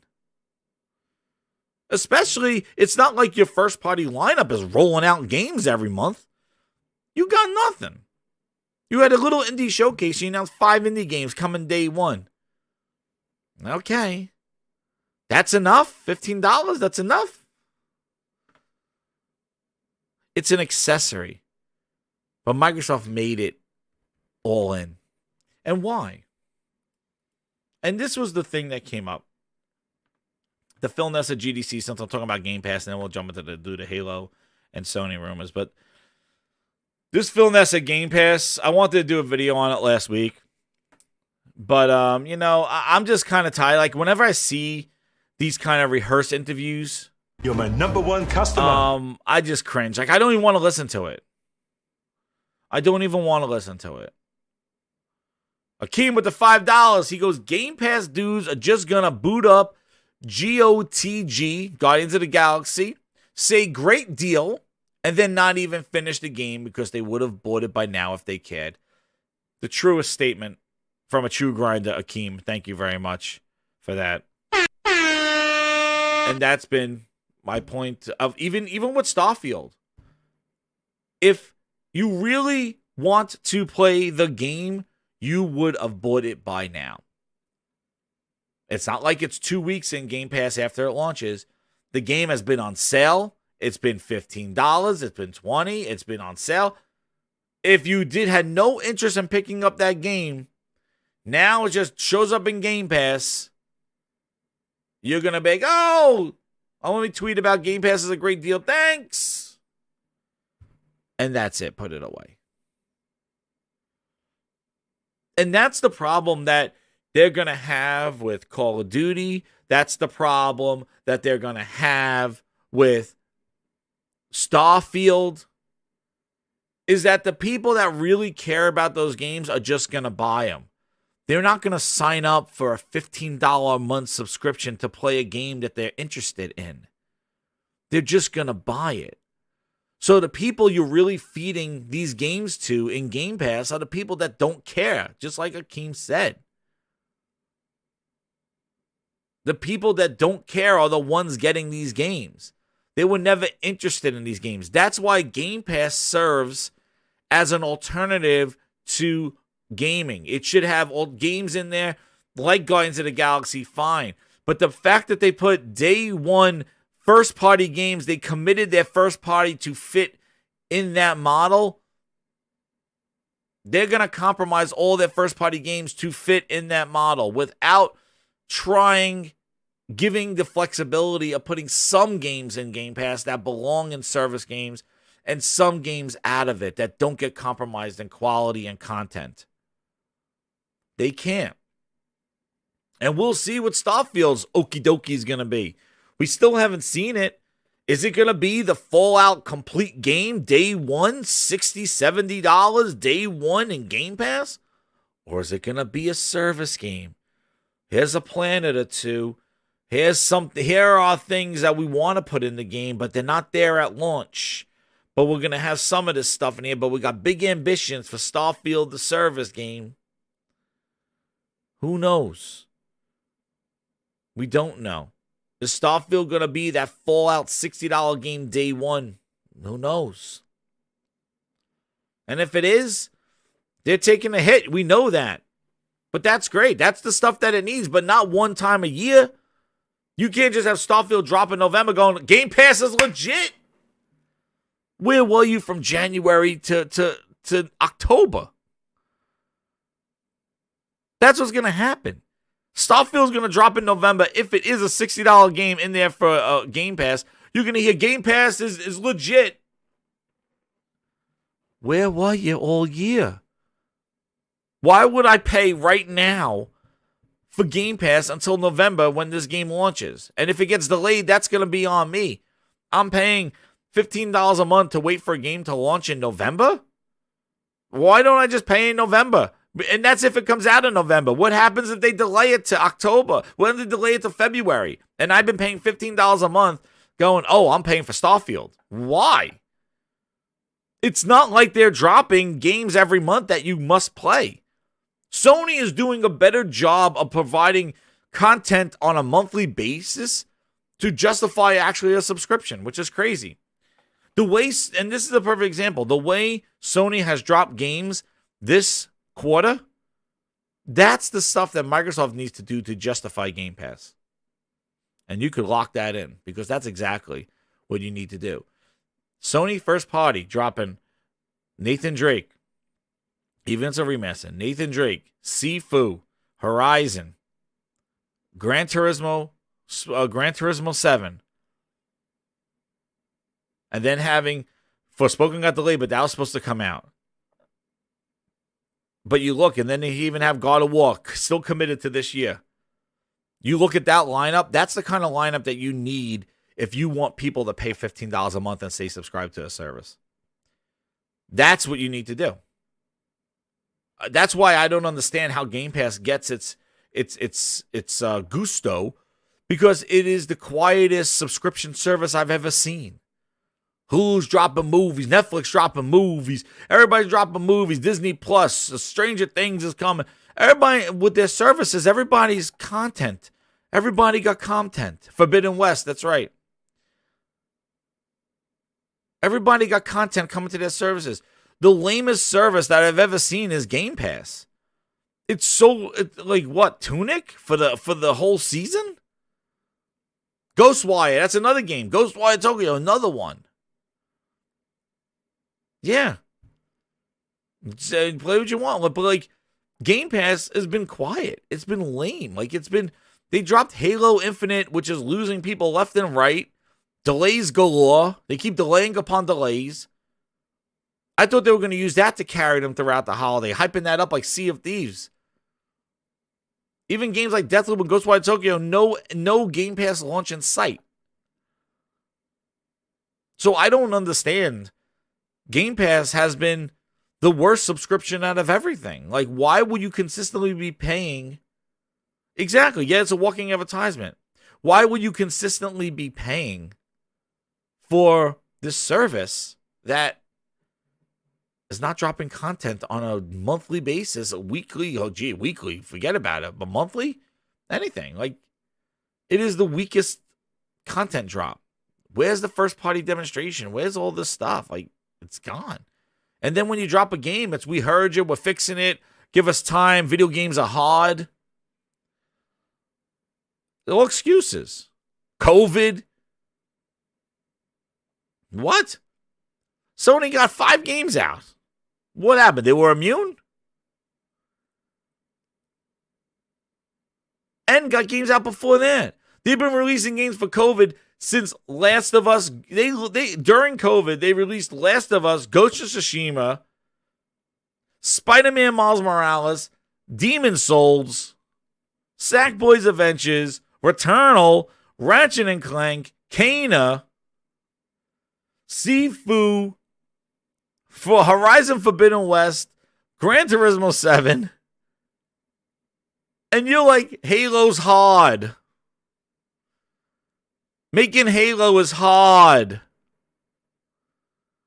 What? And PSVR showing that.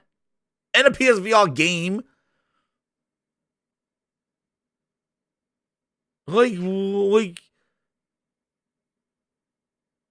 what? But COVID didn't affect this deal. Nobody's saying, you know what, making boots is hard. Making Wolverine, you got Wolverine, we got Wolverine boots.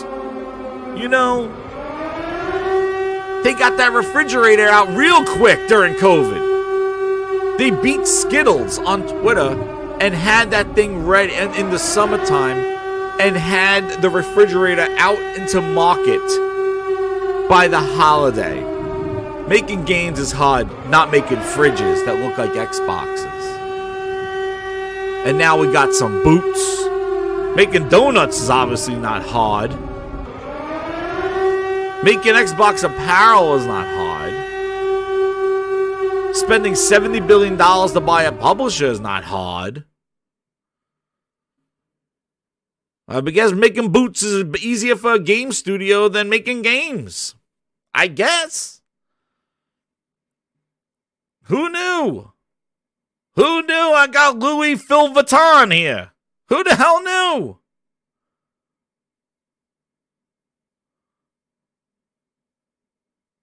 Phil's running fucking Project Runway right now. Who knew the company that makes video games and computers can make boots and refrigerators on a nickel and a dime? Amazing. I don't get it. Making games is hard. But we got the boot deal. We got the boots and donuts. And the body wash. Come on. Where are your priorities, man?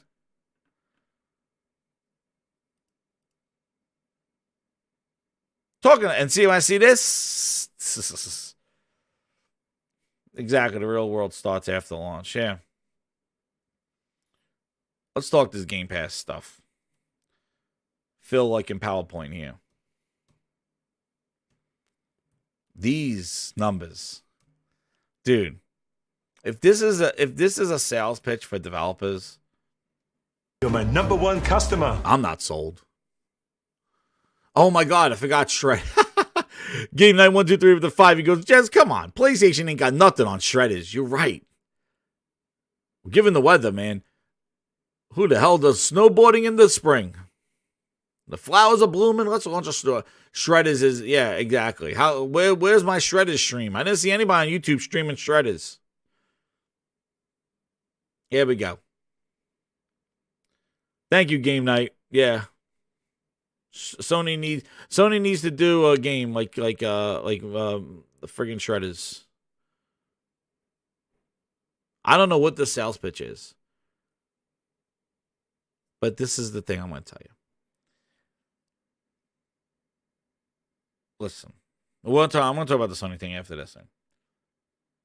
So you look here with these numbers. Now here, I'm not going to hear and say these numbers are wrong or whatever it is. All I'm going to say, it's all smoke up your ass, all right? This whole 50% of the members spend more than lookalike users, spend higher, a non-Game Pass baseline lookalike. Now, I read it. The people were saying that this is like Stadia and stuff like that. But I look at it as a person not in Game Pass compared to the people in the in crowd in Game Pass. So this is somebody who is not in Game Pass. This is a gamer that's not in Game Pass. But when he's in Game Pass, he is spending 60% more on games. He's spending 45% more on add-ons. And they're spending 45% on consumables. So I look at it as the haves and the have-nots. I don't know what a user lookalike is. I don't know. But it looks like you're out here. This is like our VIP club. Here are the VIPs, VIP grinders, and here are the people, Booster and Phil Ness on the refrigerator out here. So my thing is like, who do you see primarily in Game Pass right now? They're the Xbox owners. They're the people in the in crowd. Usually the people that are buying more games, right? If you say they buy more games. Well, those people now have subscribed to Game Pass because they know of the deal of like, wait a second, $15 a month. Why am I going to pay $10 for Game Pass when I'm paying $5 for Xbox Live? $15, I'm good. But these people most likely spending the most. But now they're in Game Pass. Like, you got to think about the people in Game Pass are the ones that are typically the higher spenders than the ones out. This is probably your Call of Duty guy. This might be your Madden guy. This might be the one, the Halo, the Xbox fan that wants to buy everything. They're the ones in Game Pass. This guy's not. I don't know. But they just throw out these numbers here. 50% to what? You know? I went to the bathroom once today. I went to the bathroom once. I go to the bathroom twice tomorrow. That's a 50% increase in my bathroom. He must have ate something bad last night. He took 50% more shits than yesterday. All it took was 1 compared to 2. I took 50% more. Steady Flow with the $5. He goes, don't forget Xbox made dolls, nail polish, and sneakers. But when it comes to games, it's so hard to make it for Xbox users. Make it make sense, Jez. I can't make it make sense. All I could tell you is their priorities are not on the games. Booty is hands off, ass first. 2 sugars, 1 cream. Extra foam. He lets them just miss their deadlines. He doesn't run right the ship. He don't tell them what a game. He don't have any input. Dude worked on Minecraft. What input did he do on that game? He gained a couple of skins for Steve. He didn't run a... Microsoft kept the lights on at Mojang. They put them on cruise control.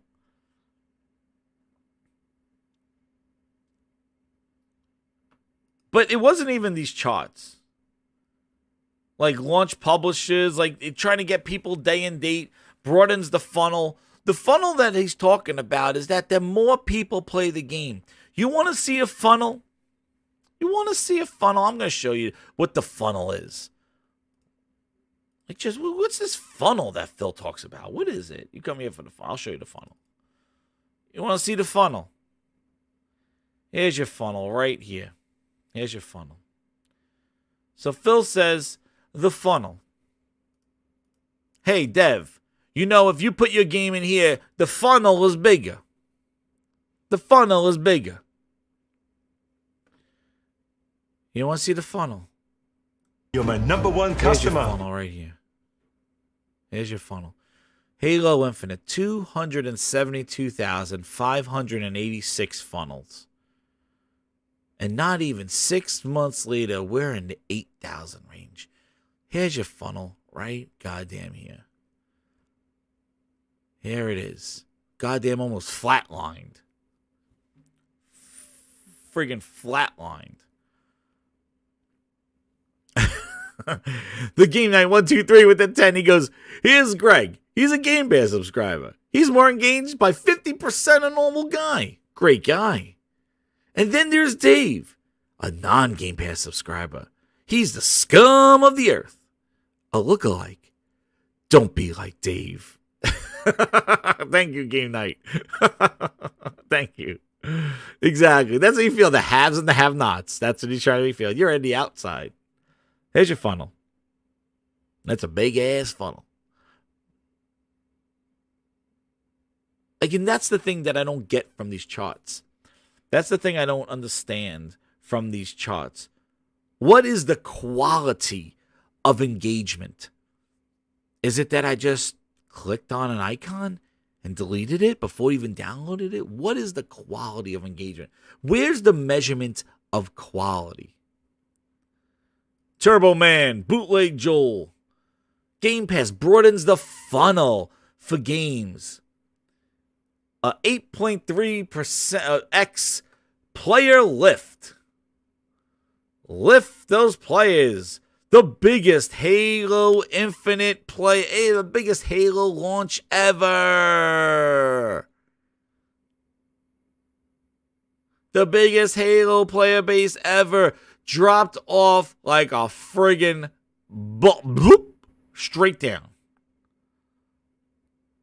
So what good is this funnel here that more people checked out your game if there's no retention? If this is not flatlining around here, if you're starting up here, you think like, oh, okay, there'll be an ill plateau, right? We'll start up here. 272,000 people are playing. We'll plateau around here. And then after some time, we'll drop a little bit. We'll plateau around here. We'll retain some more people. Then we'll drop and plateau here. There's no plateau. This is a friggin' free fall. Boom. And you want to see what's crazy? You're talking about what? November 11th to December 23rd. Even Christmas. Santa Claus could not save Halo. Santa Claus could not save Halo. Christmas Eve. You plummeted. From November 11th to Christmas Eve, and then you have the holidays. Plummeted. You want to, but when the campaign launches, here's your funnel. 272 people. That's your multiplayer. And campaign launches on December 8th. Let's see.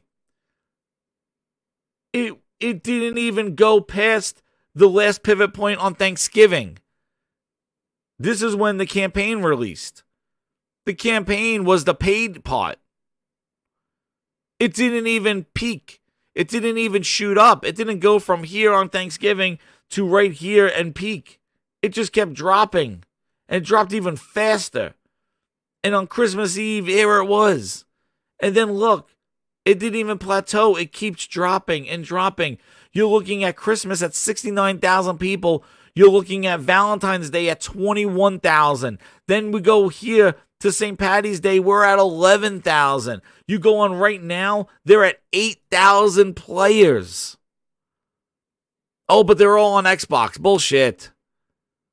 But this is the funnel. What is the quality of engagement? Where's the plateau? Who cares if 300,000 people play my game on launch day? Because in 30 days, 300,000 is going to turn to 20,000. Where's the engagement? Where's the retention? You think with more people to play their game, there will be more people sticking around. Dude, that's not a funnel. That is a free fall drop out of a plane.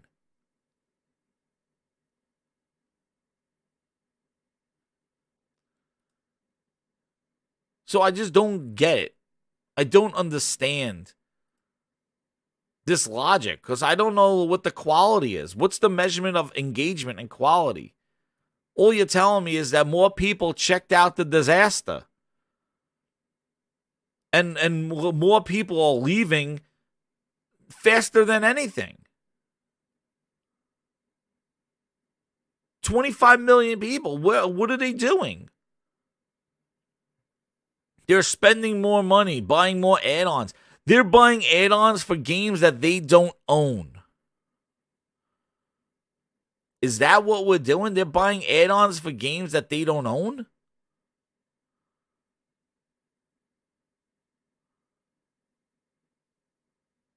They're buying consumables for games that they subscribe to play. So not only are they subscribing to access the games, but then they're paying currencies and consumables and DLC for games that they don't own. So what happens when they stop paying the subscription? Do they get their money back? A few moments later. No, they don't. Thank you. Thank you for buying all those consumables and those cool outfits in a game that you don't own. I don't understand. What is the quality of engagement? What do these percentages mean? Now, for indie devs, I think it works well. Indie devs, it gives them the exposure of people that wouldn't play those games. But for big games, big third-party games, it's not happening. It's not happening. And he knows that they don't want Indie Pass. He knows they don't want Indie Pass. But what the publishers are doing? What are the publishers asking Phil? Let's see what the publishers are asking him. Let's see.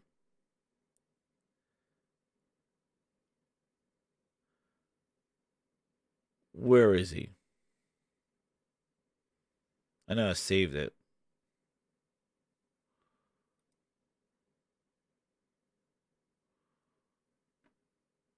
Oh, come on, man.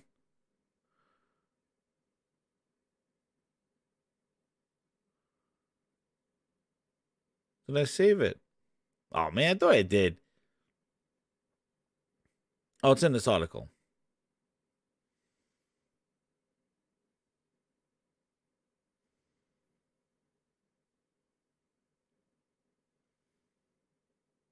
The hell is this?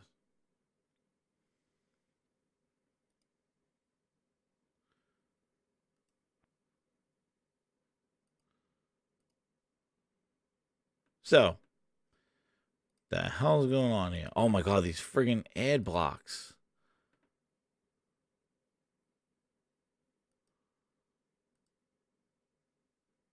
So, oh my god, it won't let me launch it.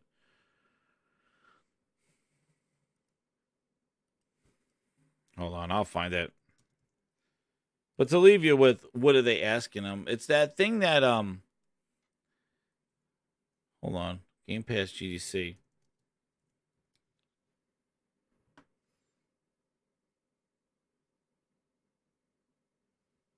It's under the videos.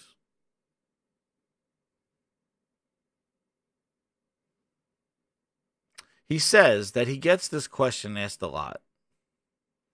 And the question is, if I find it, but this is what he said. Because it's in the article. The question is how successful is my game going to be on Xbox? So is it worth for me to put my game on Xbox if I'm not in Game Pass? And yeah. That's a question. That's a concern. Let's see if we get him right where he says it. Well, we see growing subscriptions. We together to enable more players to play the games that are out there. Look at this. We crap. see such This is why I incredible can't strength watch right this. now in retail games. I can't and I think watch that's a this. great part of the industry. I can't. Free to I play would has be obviously going. I had would a talk for a tremendous whole impact goddamn weekend on our industry if as I well. had to watch We see this growing subscriptions. We obviously have Game Pass. I know there will be other subscriptions out there. Really, when I think about the business models that are prevalent in He's video getting ready to game retire. development today. I think he's One, getting I ready think to head there's out. learning there for other non-video game uses as people are thinking about the worlds that they're building. I also think about them as part of the creative canvas that our creators use. That it's what you mean, as like the much- Halo Infinite canvas? I can't even. I can't. Is it really opens up? I can't even.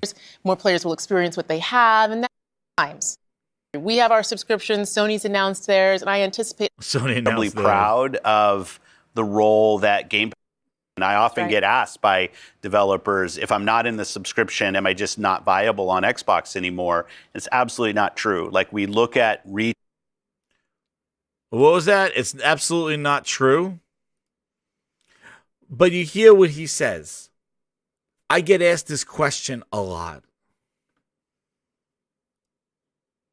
and I often Right. get asked by I often get asked. Often. Hear the words often. developers, if I'm not in the subscription, am I just not viable on Xbox anymore? It's absolutely not true. Like we Yeah, I don't know when Sony announced theirs. Absolutely not true. And I don't know. This was my speculation here, Grinders. Was that I was thinking maybe they're not pushing Game Pass so much because they pushed Game Pass so hard in the last year or so that maybe they were discouraging developers. And where did you hear that before? You know you heard that here.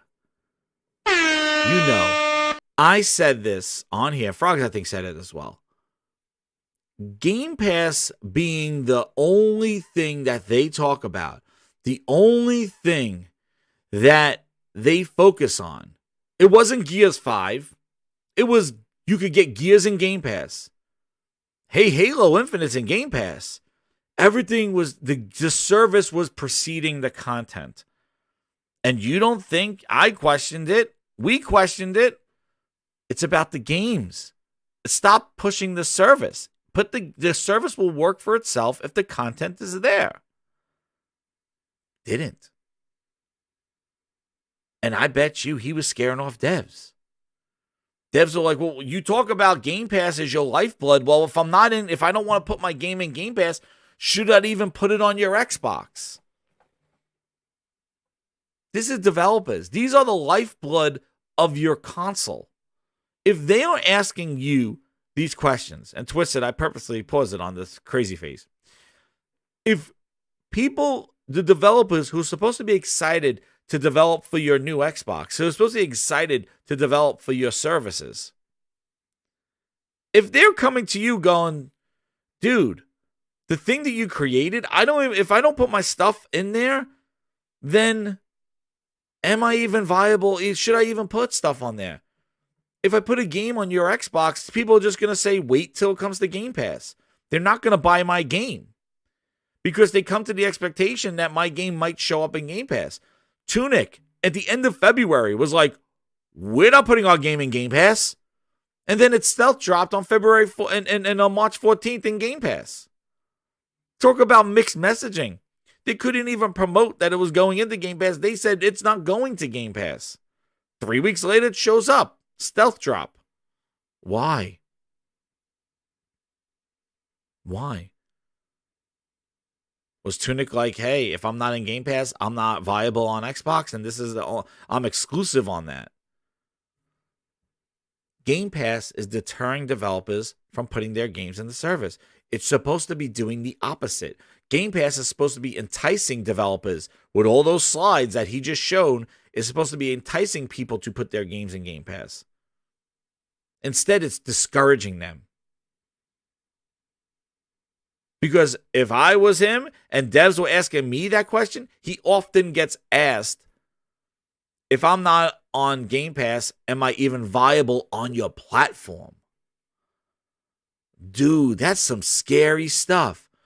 That sounds like people are approaching your platform, the developers, cautiously. And it's interesting because when you heard about the PS5 and when you heard about Xbox, Xbox was all this self-proclaimed success. Phil will be like, we did it. He was sitting in an interview with his employee, Sarah Bond, who reports to him, let me ask you questions in this rehearsed interview. But when Sony announced the PS5, developers came out of the woodwork and said, we're excited about this PlayStation 5. It tells you this. There was no Jason Ronald rolling around doing interviews going, it's a good box. It's all self-proclaimed on Xbox's end. On PlayStation, the developers are doing the talking. They're like, I can't wait to put my game on PlayStation. There's no cautious. There's no apprehension. They just put their game on PlayStation. I'm excited to develop for this console. Meanwhile, all these VRRs and Hovis methods and we did it teraflops. The only people talking about it was him and his employees and all the Xbox podcasts. Devs were not coming out going, they really did it. It was all, I remember when the PlayStation 5 got announced, all these devs came out talking about it. And I remember Tom Warren or even Jez Gordon, the other Jez, Bootleg, was like, hey, devs, I think it was Jez Gordon. Hey, devs, do you have anything nice to say about Xbox?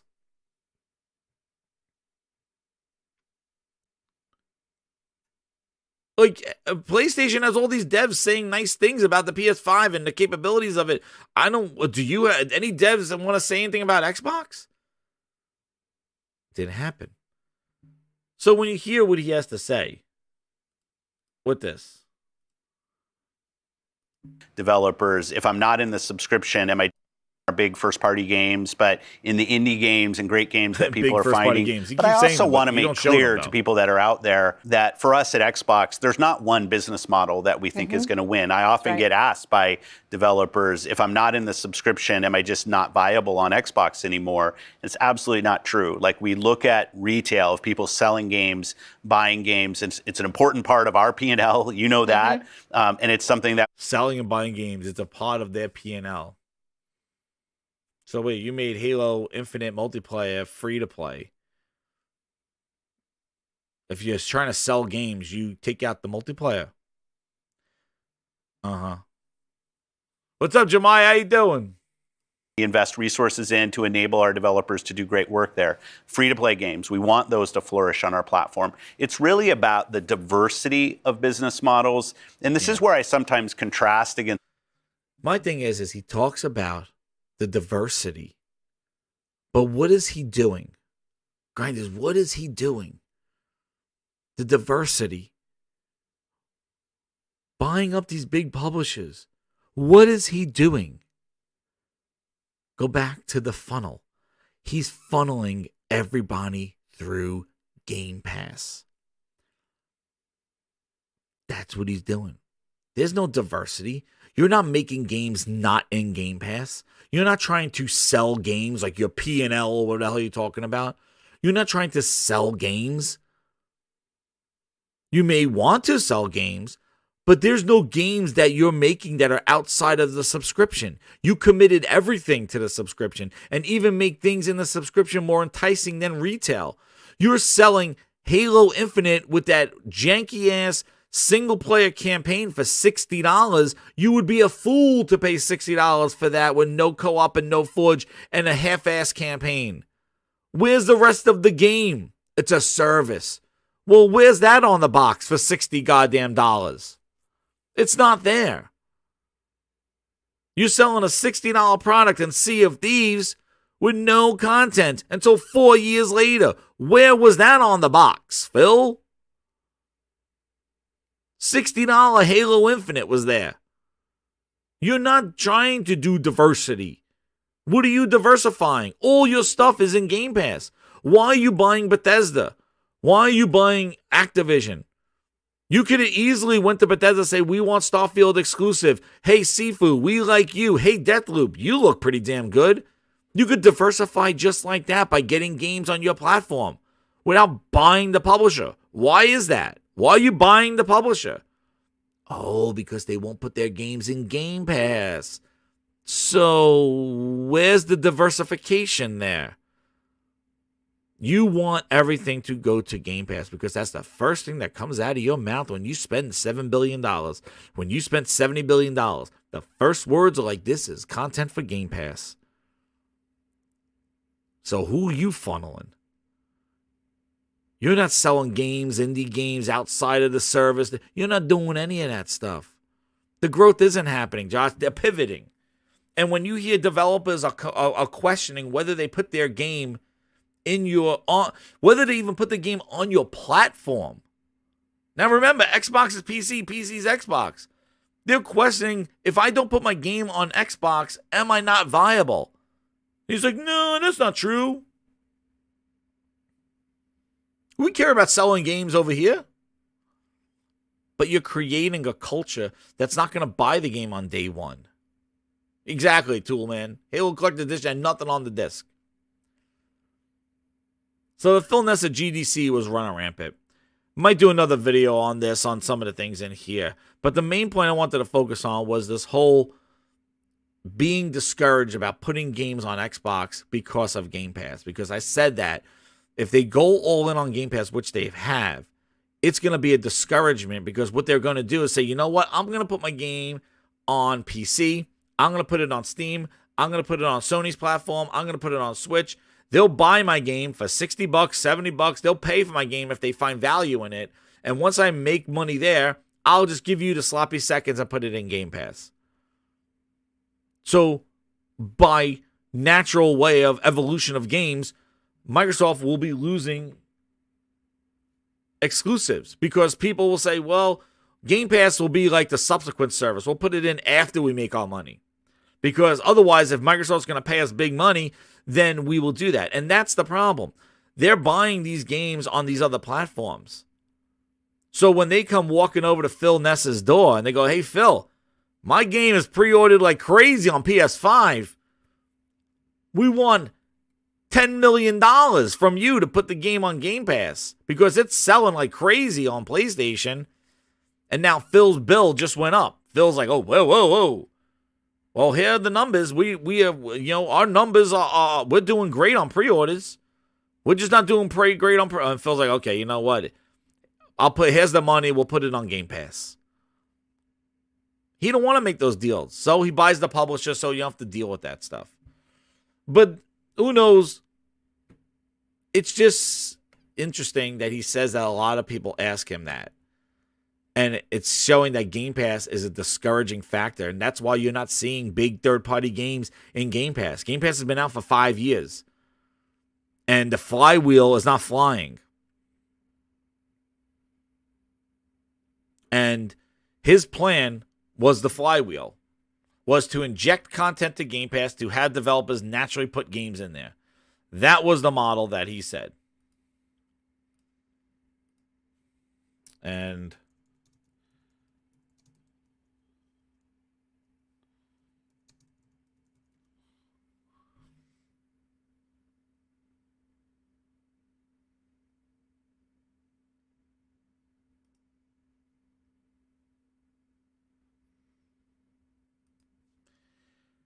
that's what it is. And it's becoming too expensive, I think, Hola. Exactly. I think it is becoming too expensive for him to do these deals on these things and to bind the publisher.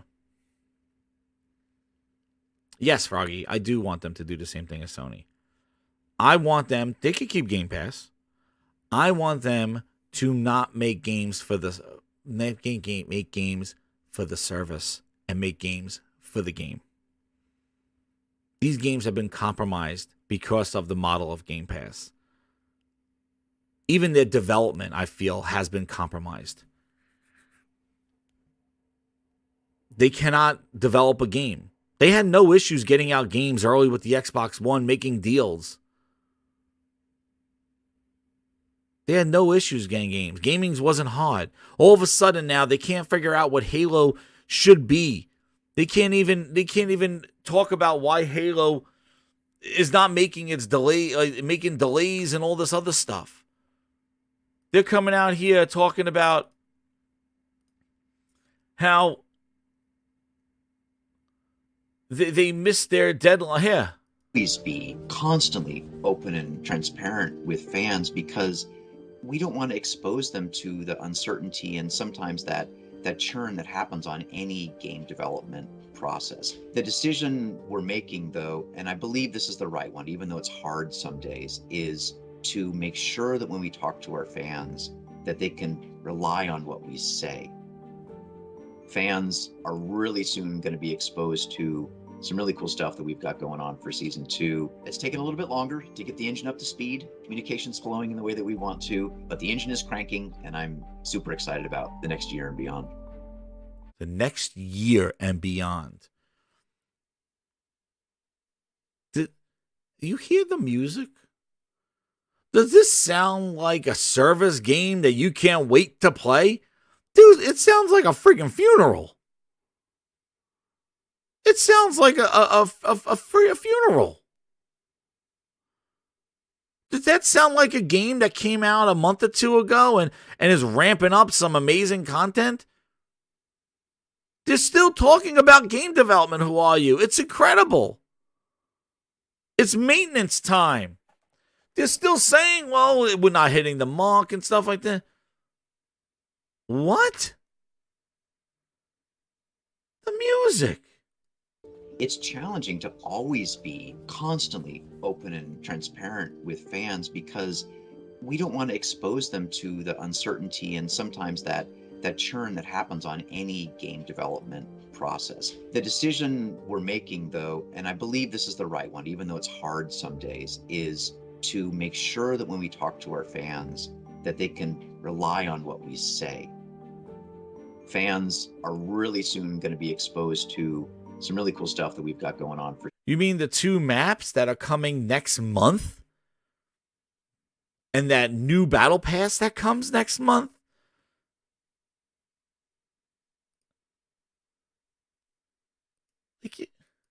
Like this is sad. It's so depressing. He's talking about Halo, guys. Halo. The thing that, can you imagine if they came out with the original Xbox and talked like this? Guys, I can't wait to talk about Halo. Look at this. Here's Herman Hulst talking about dreams. Hi, everyone. This is Herman Hulst, head of PlayStation Studios. Congratulations number one customer, Fruit64, for earning Creator of the Year, and the Adilium by Heli Cozy, Zeke, and Beavis 2 for Creation of the Year. This last 12 months in Dreams has been an incredible celebration of collaboration and creativity. And as the head of PlayStation Studios, I understand how much love and effort creators put into their craft. As well as being inspired by the games and art you're making, I love hearing the stories of how this community experiments and innovates. So I want to congratulate all the nominees and all the winners tonight, as well as everyone in the amazing Dreams community for It's about quality. Talking about Dreams. He's not talking about God of War. He's not talking about Horizon or Uncharted or Last of Us. He's talking about Dreams, dude. Dreams.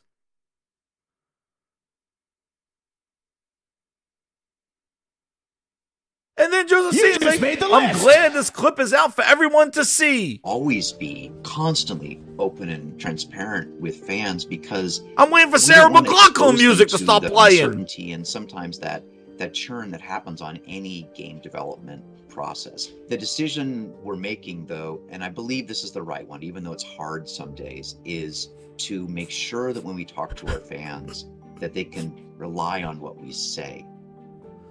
Fans are really soon going to be exposed to some really cool stuff that we've got going on for season 2. It's taken a little bit longer to get the engine up to speed. Communication's flowing in the way that we want to, but the engine is cranking, and I'm super excited about the next year and beyond. It's challenging to always be constantly open and transparent with fans because we don't want to expose them to In the eyes of an angel, far away from here.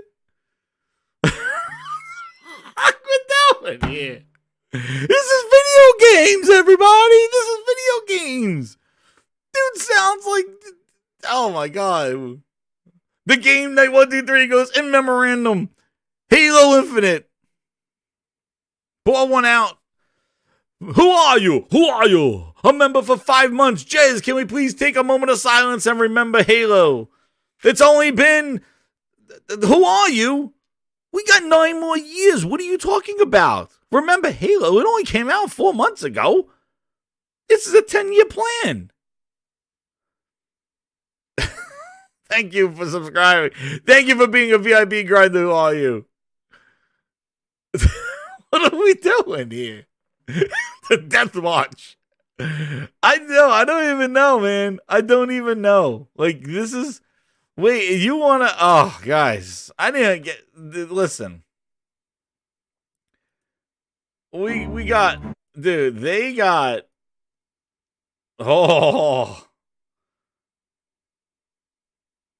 Do. We still have our big campaign stories, but then how do we also keep our users engaged and keep them having new content? 3-4. How? Tell me, please, because it's not with the battle pass. Like, I love how they talk in tongues. Like, they talk in like they just talk and it's like, how do we keep people engaged? How do we do Tell us how. Don't ask us these ambiguous one-way questions. Like, how do we do it? Like, stories, but then how do we also keep our users engaged and keep them having new content? How? I don't know how. Please tell us how, because you're not showing us. 843 Industries opted to... How? It's like all of these things had to be figured out while we're trying to ship this thing. We have an internal pro team that gives us feedback, and we have the HCS competitive community, real telemetry data that... To fans, they don't want to get it spoiled. We went after those challenges by... Wait, here this guy.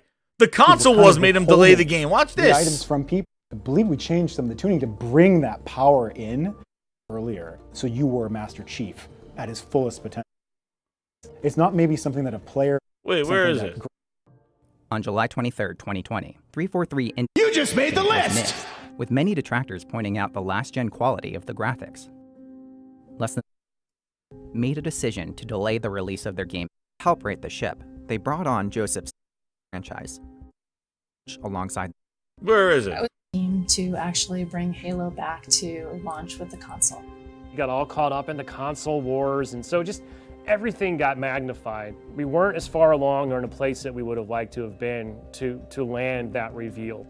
So when the decision came to take that little breath, right, and kind of realized that we were not in a good place, we wouldn't have shipped something we were proud of. It was kind of relieving. It would have been great for the business to be there. It would have been great for Halo to be there. But it wasn't the right thing for Infinite.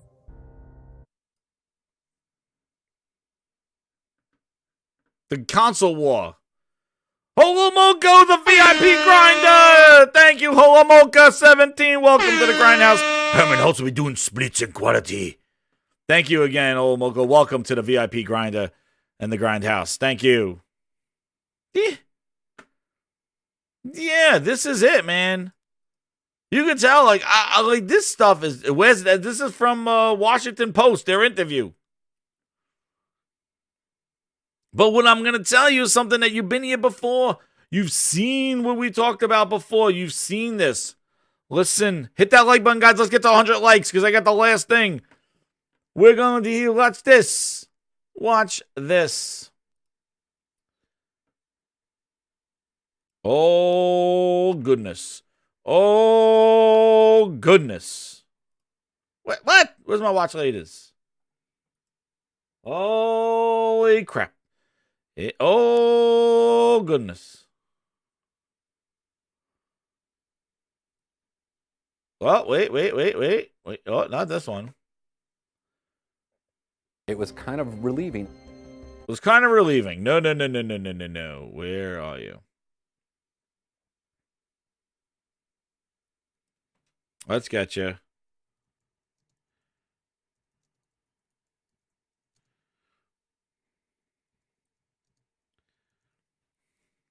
The We Heard You, full effect. This is Halo. Here. Remember this? Well, and it's interesting because, you know, in my opinion, 2019. I will debate anybody on this. I think Halo is arguably the last major first-person shooter franchise that's still active that is beloved for both its single-player universe and its multiplayer. You know, there have been other franchises that have kind of gone one. Wait a second. A little more towards on the games as a service side. Yeah, and I'll step back and answer a little bit broader on that. I think Halo does serve. I mean, a lot of we have research on what players play, but when you look at what our DNA is and you look at research and people, it is a beloved story, and it is like a perfectly orchestrated sandbox for a multiplayer as well. One of the things that Bungie saw, as much as we do, you can't take a feature away from Halo. I mean, we need to be able to, but You can't take a feature away from Halo. All right. Check off Forge. Check off co-op. All right. This is 2019. definitely wants it to be additive, which then, Halo 4, biggest Halo game ever. We promised we were not going to do that with Halo 5. Halo 5, the biggest Halo game ever. And so I think it's like we keep adding things on versus kind of taking a step back and saying, what is really important? And how do we get that right and make sure that we really are focusing on what's the right story to tell, what's the right multiplayer experience, and then learning what we did with both Halo 5 and MCC, we can keep adding things on. So how do you kind of look at making sure that with each beat that we are doing the right thing? And that is a learning for us. But yeah, I don't think you can have one without the other with Halo. I think it is. And then they wound up splitting the two together and having the multiplayer come out a month before the single player. Very interesting. But they cannot make it additive. They have to take stuff away. And then what we learned, they could always add back. It's a learning experience. Guys, they're still developing this game. Play the violins. The right story was Fernando. I don't know. Fernando! I don't know. This was 2019. 2019.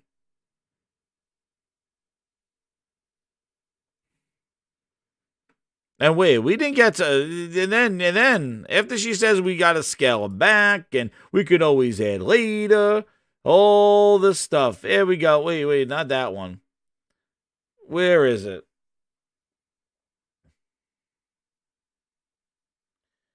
And then this guy had the violins. Get ready.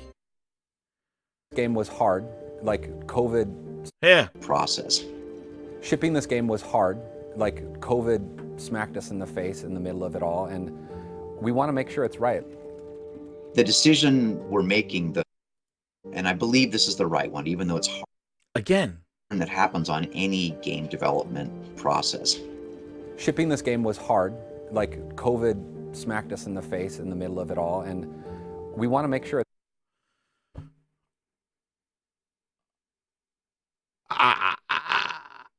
I'm done. How? I'm not saying COVID didn't impact game development, but how the hell did Sony release all the games that it did when game development is hard during the same period? And delayed their games, and they still came out complete. How? Shipping a game is hard. You broke big piece it, you threw it in a service. What are you talking about? I'm done with this COVID's excuse that Microsoft keeps bringing up. Oh, COVID. You develop Microsoft Teams, xCloud, and all the streaming services. Use your shit. Use your shit. Your developer, your sandbox developer leaves 3 days after the game launches. The sandbox launches on Monday. The dude's out by Friday. I thought that's when the party starts. Like, I don't understand it. How the hell can... Like, we knew nothing, and this is what I'm saying. We knew nothing about Miles Morales, Demon's Souls, Returnal, Ratchet and Clank, Sackboy's Adventures. We knew nothing about these games were even existing until COVID. Until 2020, the reveal of the PS5. And these games all have released. And in addition, Sony lined up another set of Forbidden West, Gran Turismo, God of War, deals with Final Fantasy getting out there, with Forspoken. That game had a Project Athia when it was announced, and now it's Forspoken. It got a full title before Halo could still complete its goddamn game. I am done. You can play the violins all you want. You do not know what you want. I don't know if it's booty. I don't know if it's management. But then you see this. Hear the violins. Hear the sadness. They can't even meet their deadlines of their updates, their roadmap. This guy's talking like this game has been out for 20 years and he's ready to close up shop. The game came out 4 months ago with Season 2 content. 2 maps are coming and you're playing violins going, I just want to be honest. We got some exciting things that are coming out. I guess. Cue the music. I don't know. Like what the hell? What? And then you see the thing with the initiative. And then you see the thing with the initiative imploding. Everybody leaving the initiative. They get help. Perfect help.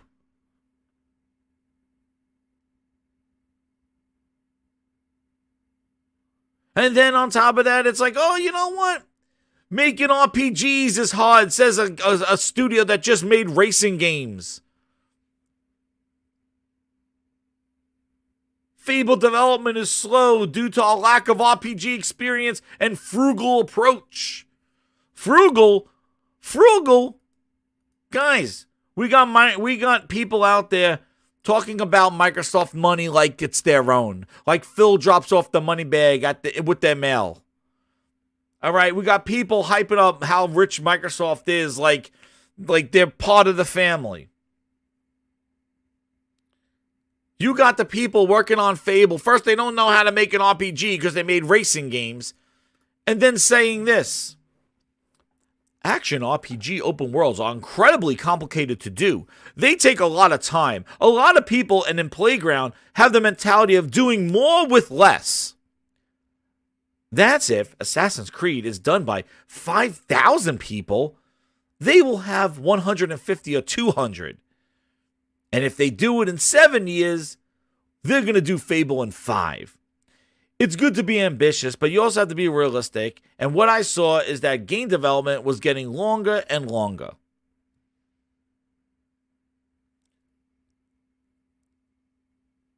So, Playground is doing more with less, which has served them well when it comes to something they've reduced to a science like Forza Horizon, a racing game, but slowed progress when it came to something more ambitious like Fable. Yeah, you could do more with less when you have all the car models and all you got to do is change the background. All right? Oh, well, we got all the car models. All we got to do is say, guys, we're not in London anymore. We're in Mexico this time. Yeah, you could do more with less. But when you're making a game from the ground up with Fable, which is another problem that I had with them saying, why are they committing them to a franchise where there's expectations that these people are going to have to meet?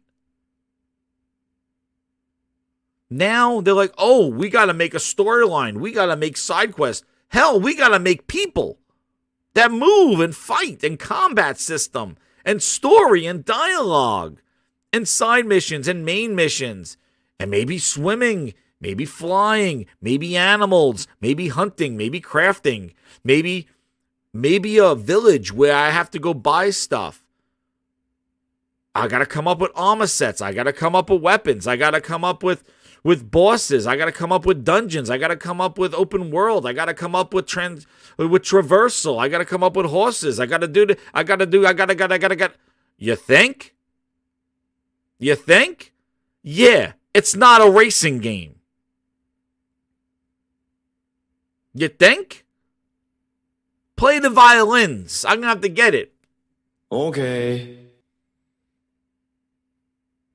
You think?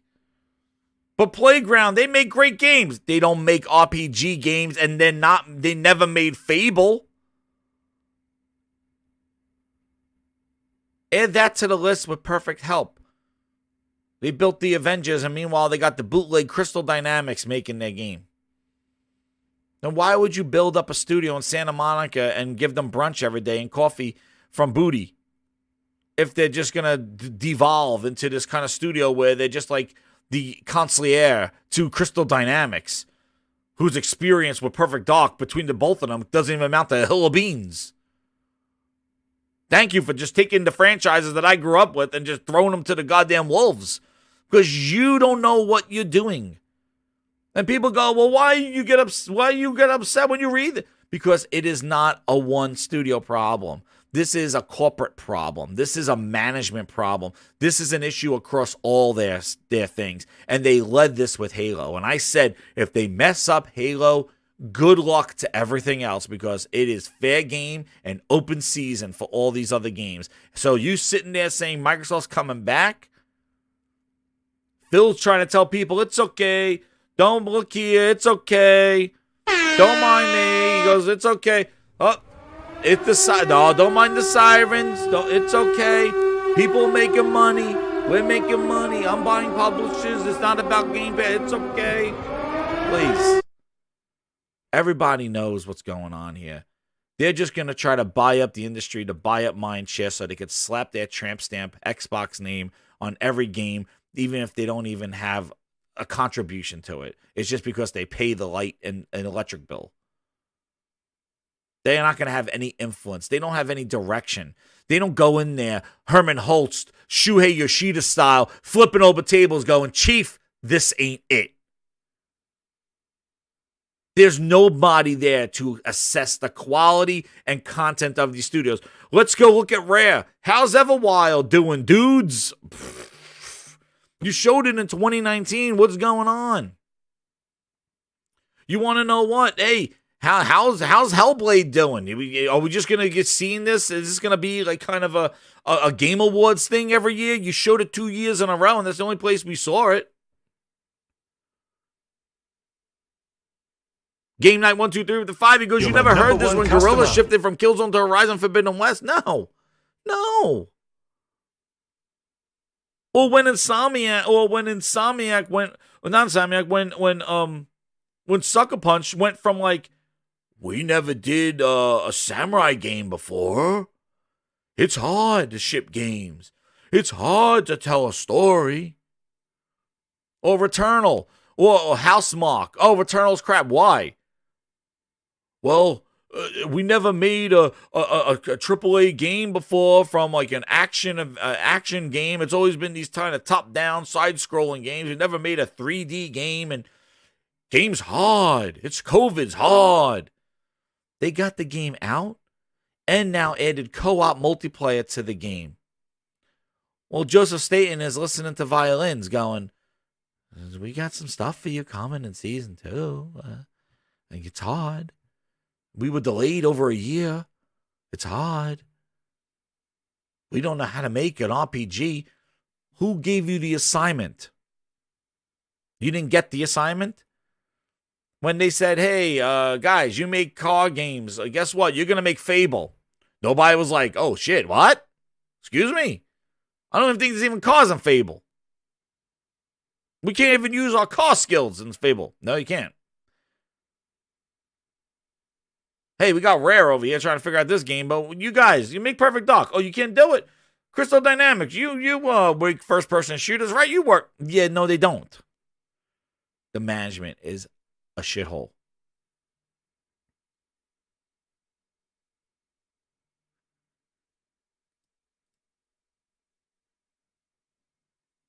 And to conclude,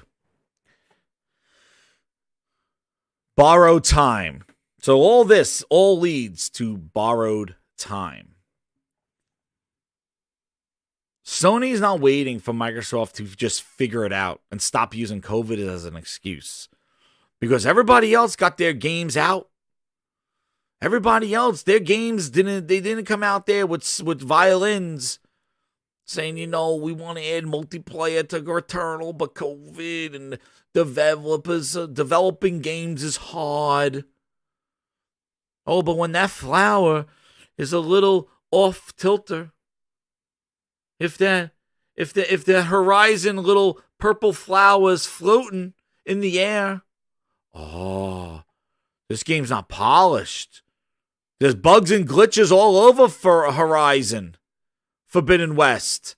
That purple flower is above the wall. The deductor points. Horizon has bugs and glitches. Gran Turismo 7 servers go down for a week. I didn't see one goddamn person going, you know what? Video games are hard. Making an online game with 400 cars, and it's hard. They went for the throat. But when Master Chief comes out in Halo Infinite, they got 5 maps and 2 big team battle maps. No invasion, nothing. No invasion, no Team Slayer. Custom maps don't work. Big team battle. Oh, it's hard. It's better than what it was. It's hard. Game development's hard. We heard you. Get the hell out of here. Microsoft develops work from home. They develop it. Teams. Pause. That's right. Pause.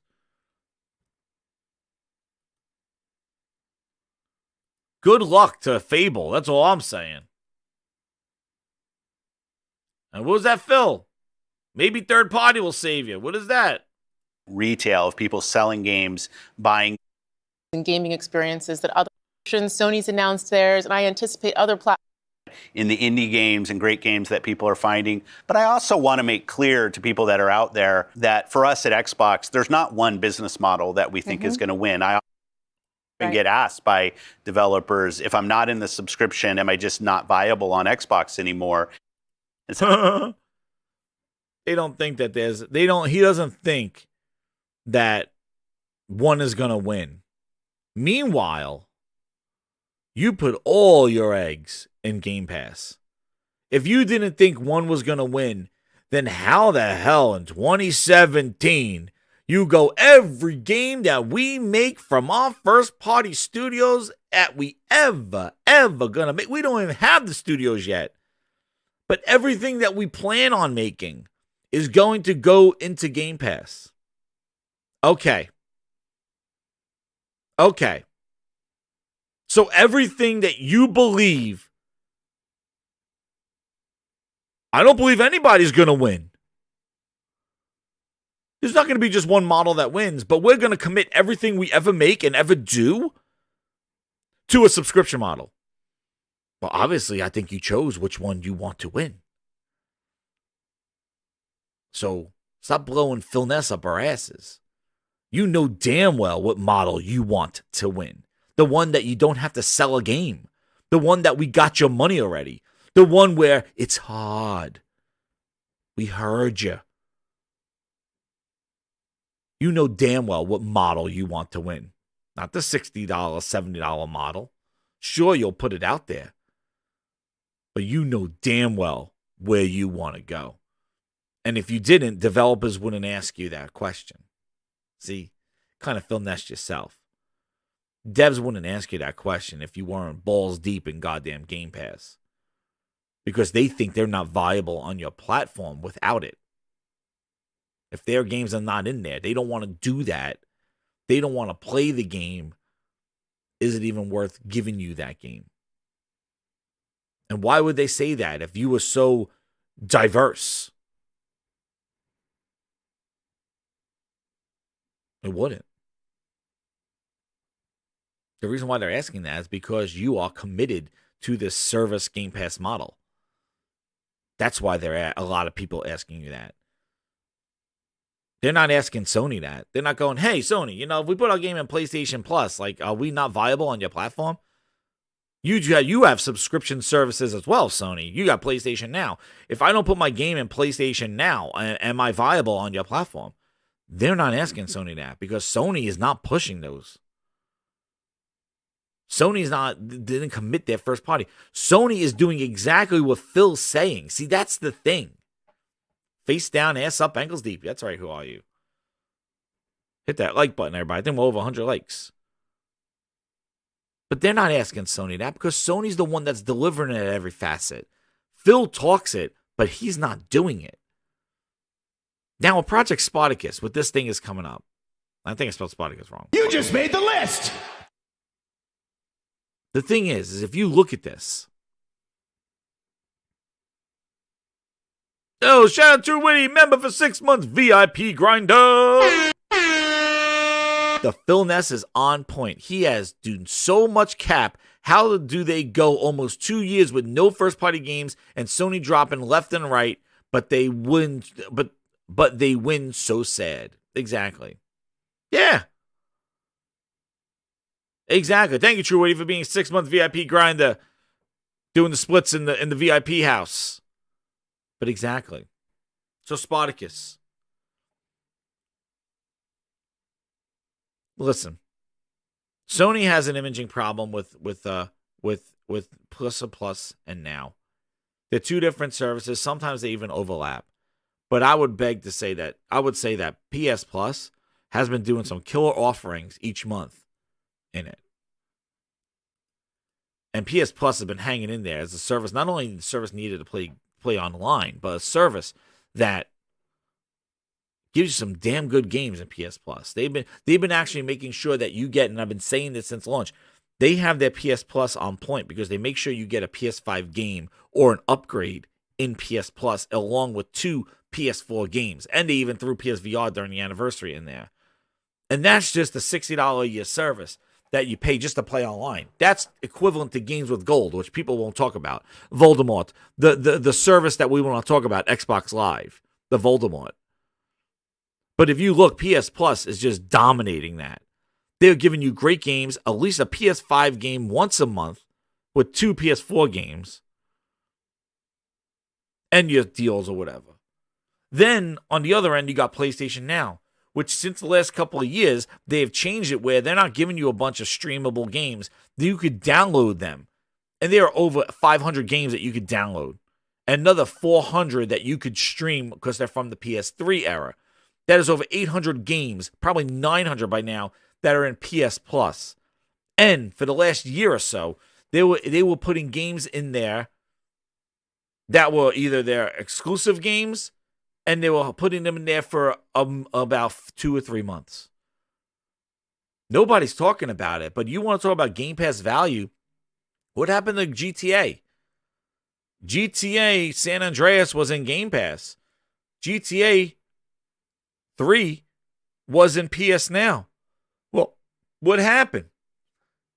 GTA Vice City, the one that everybody wanted, has been in PS Now since December. And it's going to be there till May. Or it's there since January to May. Where's the best value in gaming Game Pass? It's $15 a month. PS Now is $60 a year. What happened? What happened to the best value in gaming? The GTA that everybody wanted. It's in PS Now. I don't know anybody talking about it. But if Game Pass got it, oh man, that would have been podcast galore. It's the unsung hero of services. And my thing with Spartacus is this. If they combine them two and overprice them for the year, those two services should be $120 because that's how much they are right now. $60 a year each for both of them. And $60 is like one game or one PS4 game. But you're getting tons of games on there. But they're accessories. The PS Now is just it's a fail-safe. It's like, oh, if I miss the game or something like that. But I'm not sitting there going, I can't wait to see what's in PS Now because I didn't buy anything this month. No, man. PS Now is just additional games that maybe I didn't get to or games that maybe I wanted to try out. Like I was messing around with Shadow Warrior. Great. It brought up about 4 hours of my time. It did its job. Thank you. No harm, no foul. Exactly what that is. Shadow Warrior 3, thank you very much. Disposable gaming, peekaboo gaming. Perfect. To satisfy when I'm in between games or like I just don't have time to get into the story. You know what? Let me throw this game. It's part of the service. I'll try it out. Think about if that was the primary way Sony wanted you to play. Like, you're going to play everything through here because everything that we make is going through here. That's how you feel about every one of our first-party games, because how you get those first-party games is going to be the same way. Disposable gaming. Just shows up, click on it. Where's your monetary investment? Where's your time investment? You don't care. You get up to the first boss and he kills you in 2 slaps. You're like, you know what? I'm not playing this game anymore. Done. But this is a first-party Xbox exclusive game. What happens if you play Fable and you go in and the first mission's like, hey, go collect some chickens, and it's boring as hell? What are you going to be like? Give it 10 hours? You didn't spend $60 on Fable. You got it in a service. You're going to be like, you know what? I don't want to collect chickens. Delete this game. I'm done. Your threshold for all their first-party games is going to be affected because that's the way they're delivering the games. Now, I even said this back when Game Pass launched. Why don't you just do trials? Do a 3-hour trial like EA. EA is not losing its sales for Madden through EA Play. You play 10 hours, you get invested. Okay, good. Now you go buy the game at a discount.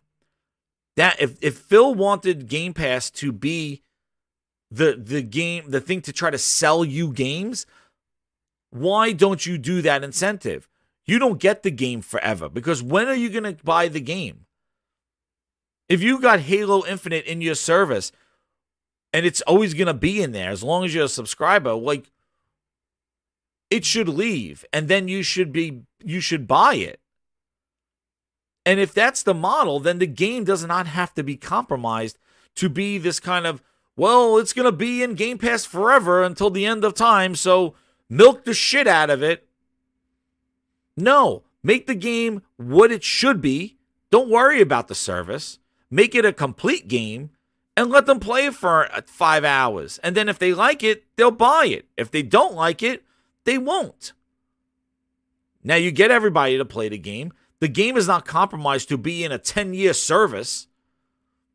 And the game is the game for what it is, the image that you want to do. You don't have to worry about how to get people to keep playing and be engaged. You don't have to worry about that. Just make a great game and people will be engaged. Simple as that.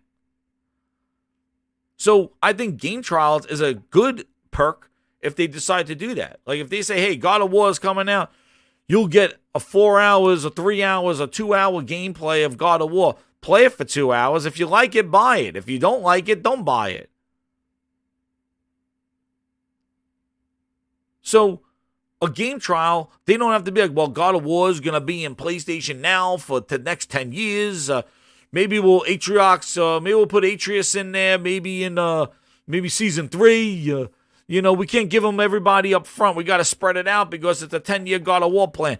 No.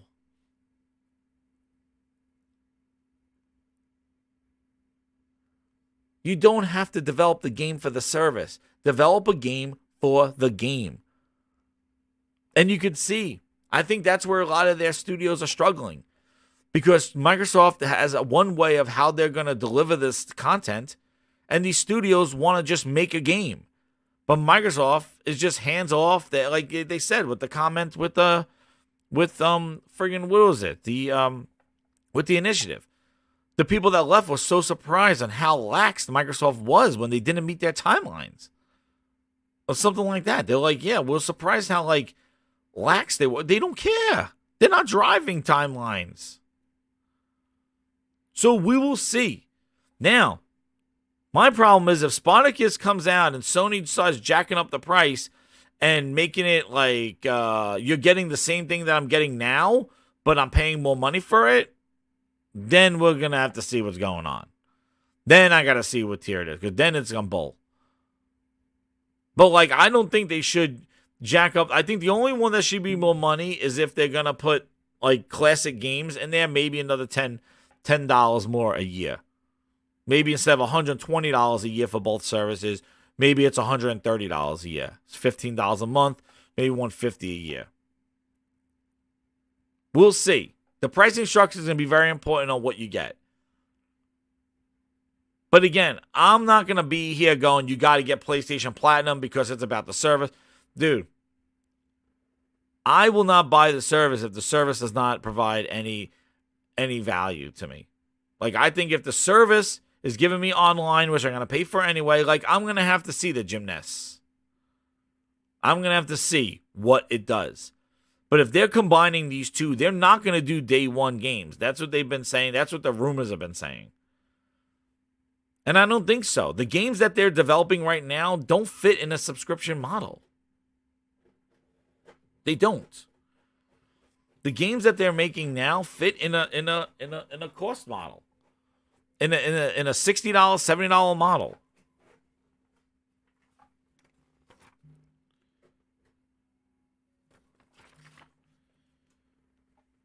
So we will see, but Sony does make games that belong in a service, and they're making some multiplayer games that go in a service. So they are diversifying. They got your big games, they got service games, they're putting some games on PC. Like I said, they're hitting at every facet. And they're putting the games that are designed for that method, a game's designed for PC, the game's designed for a service, the game's designed for being a blockbuster hit, where they belong. They're not trying to funnel every single thing that they make through a service. And that's the thing that Microsoft is doing.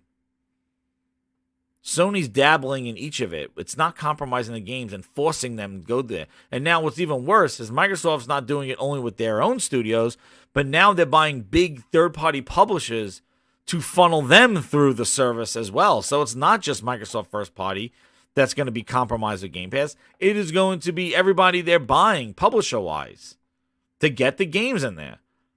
So I've seen the rumors of the Spartacus stuff, and I'm not going to comment until we see it. But there's rumors of that, and there's other rumors that are coming out that FromSoft might be purchased by Sony. Again, I guess that's a big get. That's great because they just came off of Elden Ring. But again, I want to see games. This whole acquisition season is interesting, but you see the difference. Sony's acquiring talent. And if they get FromSoft and Bungie, and they got Jade Raymond now, they're scooping up the people that can make games. They're not scooping up publishers that just have names. And just say, hey, Call of Duty and Xbox, yay. But what about the people that make Call of Duty? Well, it's not the same team anymore. You know, and they've been doing this. They've been giving us bootleg backup versions. 343 is not Bungie. Playground Games is not Lionhead. The Initiative and Crystal Dynamics is not Rare from Perfect Dark and GoldenEye. Battletoads was not Rare. That was Dahlia Studios. You see what they're doing. The Coalition is not Epic. That's why Gears 4 was safe. Gears 5 was just a little bit more, and then Rob Ferguson left. Meanwhile, look at the difference between Gears 1, 2, and 3 with Cliffy B and Epic and Rod Ferguson. Look at the difference of how they blew up those games, making them huge, bigger than ever. But Gears 4 was safe. Gears 5 was the Kate story. With a safe multiplayer, with microtransactions, with Terminators in them. And Sarah Connor running around.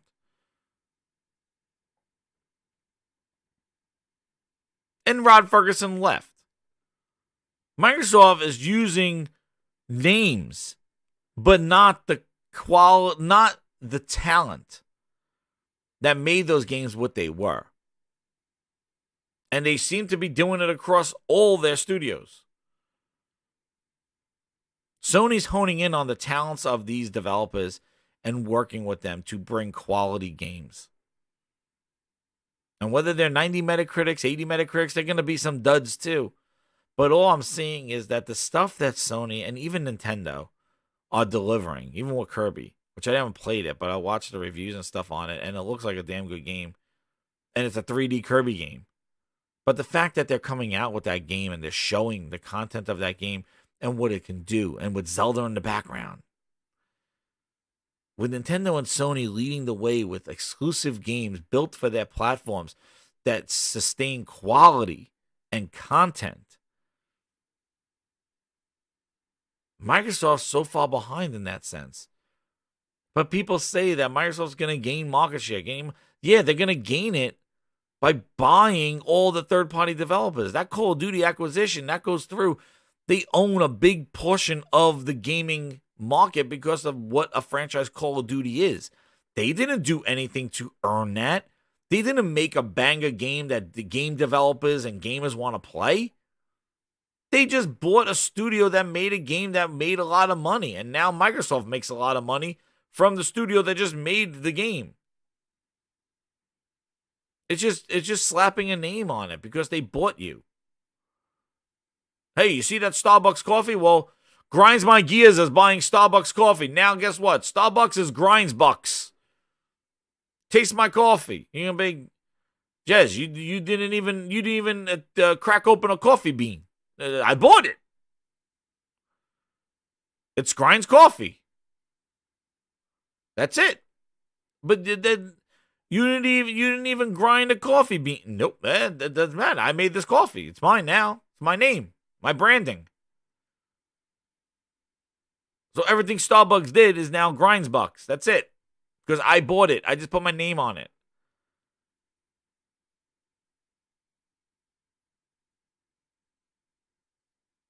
I know, Josh. I know the thing. If you look, Sony and Nintendo has stood a long test of time with a lot of competition. Exactly. Rebecca Black. Well, Friday. Yep. But they got a lot of work to do to bring quality back. And these troubled studios that Xbox has, again, it's all evidence that this service is running away with it. And they're pivoting again. They're like, you know what, Halo, guys, just work on whatever you can do. I'm going to buy Activision and Bethesda to fill up the gaps. And Sony's dropping games left and friggin' right. And they're great games. Back to back to back. And on top of that, they're going to put a VR out there. And now with a service like Spartacus, they're just going to add another feather in the cap, and it's shaking people in their boots because people don't understand. They're like, wait, Sony has to do Game Pass. They don't. Because their services are alternatives. They're exactly what Phil says. Listen. And this is the last quote here. He wants to be diverse. He doesn't say one model's going to win. But look who's speaking. The person that's wearing the Game Pass jacket. The lady that owns Game Pass. The service that they're all in. All of his first-party games going to the service. He bought Bethesda. He goes, you're going to see Bethesda games in Game Pass day one. You bought Activision. When Activision comes part of our family, you'll see all the Activision games in Game Pass. He says it. They're all going to Game Pass. But meanwhile, Sony's the one that allows for big games, games in a service, games on PC, indie games. Sony's doing exactly what he says. Listen to what he says and think about where it's coming from. There, that for us at Xbox, there's not one business model that we think is going to win. I often get asked by developers, if I'm not in the subscription, am I just not viable on Xbox anymore? It's absolutely not true. Like, we look at retail of people selling games, buying games. It's an important part of our P&L. You know that. And it's something that we invest resources in to enable our developers to do great work there. Free-to-play games. Want those to flourish on our platform. It's really about the diversity of business models. And this is where I sometimes contrast against other forms of media that we get compared to, whether it's music, whether it's video, where the models have really condensed down to maybe one or two business models that are working. I fundamentally believe a strength for us in the video game business is the diversity of business models and the strength of those. Definitely in Team Xbox, we invest in the business models that developers are asking for and ensuring those are flourishing so that every year we see great new experiences that come to our platform that might never have been built if the business model capability wasn't there on our platform. I mean, and he's talking about cloud and Game Pass. What other business model? Making just a regular game for $60? Like, what model are you speaking about? The only model that you guys are invested in is the subscription and cloud model. That's what you're referring to. That's the funnel. So how are you diverse when you're buying up the industry to put everything in Game Pass. Sony's the one that's allowing subscriptions and allowing big, and having a God of War still and a Last of Us and having games outside of a subscription. The way you're talking, it sounds like you got some first-party games that are not in Game Pass, right? All right, we got a Tool, a Hairless. We got requests from the VIP grinders now. It wants a Tool emoji. We got the Halo Infinite Rat, and people want a real gear. I heard you. He's press trained. Well, he don't have to be press trained. He's talking to his employee. But you heard what he says, diversifying. But meanwhile, you're buying up the industry to funnel you through a subscription. Starfield, why is Starfield in Game Pass? Oh, but you could buy it too. It doesn't matter. What's good for the goose is not good for the gander. Like, you cannot snowhorn single game across mobile, PC, subscriptions, $60, and think that it's going to hold the same value across all those services. Unfortunately, a game is not a one-trick pony. A game is either built for a service or a game is built to be what it should be or built to be a mobile game. Like, the problem is inputs. The problem is delivery. There's a lot of influences. The movie doesn't look the same on a movie looks the same on a 5-inch screen and a 20-inch screen and a 100-inch screen. But a game plays different when it's on a touch screen and on a controller and on a keyboard and mouse. If it's streamed over the internet, if it's built natively for your Hovis method and 12 teraflops, a game is different. One size doesn't fit all. Horizon Forbidden West is not meant to be a mobile game with touchscreens. Like, I'm not saying here, like, oh, I can't wait to play Horizon like this. That we continue to evolve everything. Horizon was built for this. Touch the iPad. Oh, with the Navi, whatever the hell that thing is. The Rikishi. But we're going to see what Spartacus is about.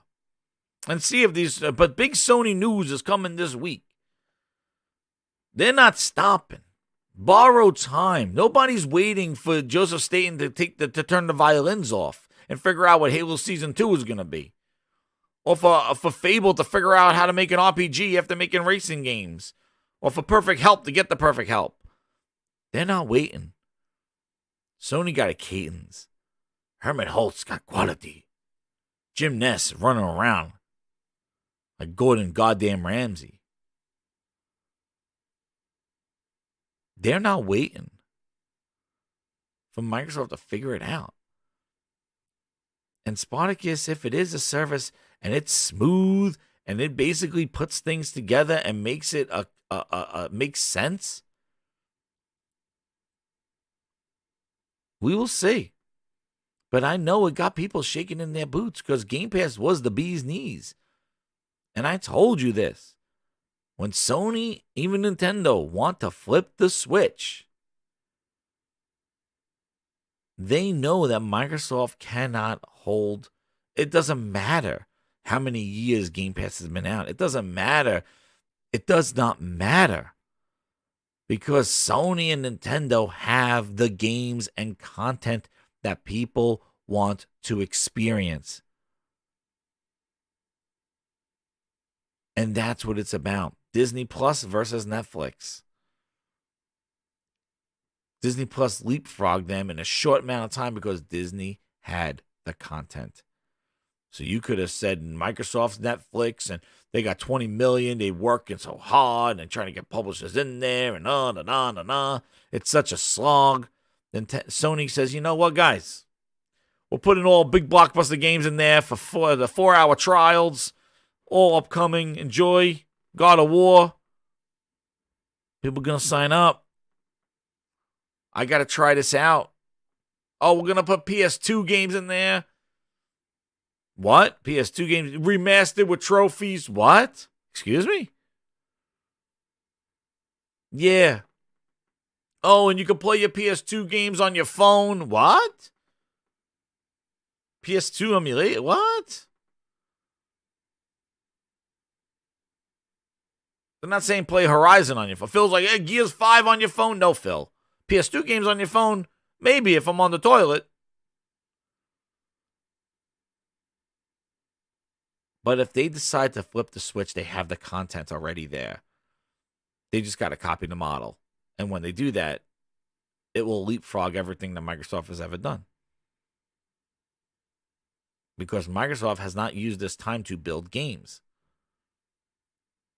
I guess they're using this time to build games. I stand corrected. But they're not releasing them. And when they're releasing, they're like just violin sad music songs. Like, sorry. Like, does that get you hyped for Halo Infinite? Guy sounds like it's a funeral. It sounds like it's done. That they're just scrambling to get something out.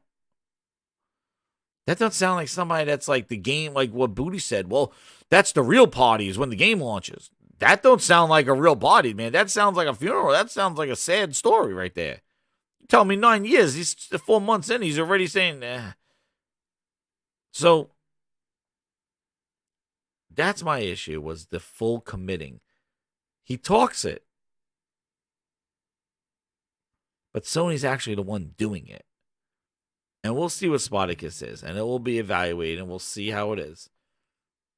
But I'm not subscribing to that. My way to experience games is not going to be subscription first. That's the thing. The subscription's an alternative to big games and great games. And it's about the games. And if Sony starts compromising games to satisfy a subscription, then we're all going to hell. Then it all sucks. Because subscriptions win, and this is what we got to do. We got to see who does it better. But I'm just holding on with dear life, just saying, like, I like what Sony and even Nintendo are doing because they're keeping the games the forefront of the issue. Phil is making the services and Microsoft's initiatives the main thing. And games are just coming along for the ride. And I don't like that prioritization because they didn't used to be. They weren't like that. I didn't hear no violins when Titanfall dropped. When Halo 3 dropped, Gears 2, Gears 3, I didn't hear no, sorry. Shit dropped the fire, man. They made those games. When they added updates to Xbox Live and party chats and Netflix watching and all these features and then 1 versus 100 and the Xbox Arcade and all these crazy things that they did in addition to bringing great games. And interactive online stuff, dude. They used to do it. They switched priorities. They turned into this like, yeah, nah. We can't hang. Where's Viva Pinata? Where's Killer Instinct 2? They just stopped making games. We're here looking at logos for 2-3 years with no gameplay.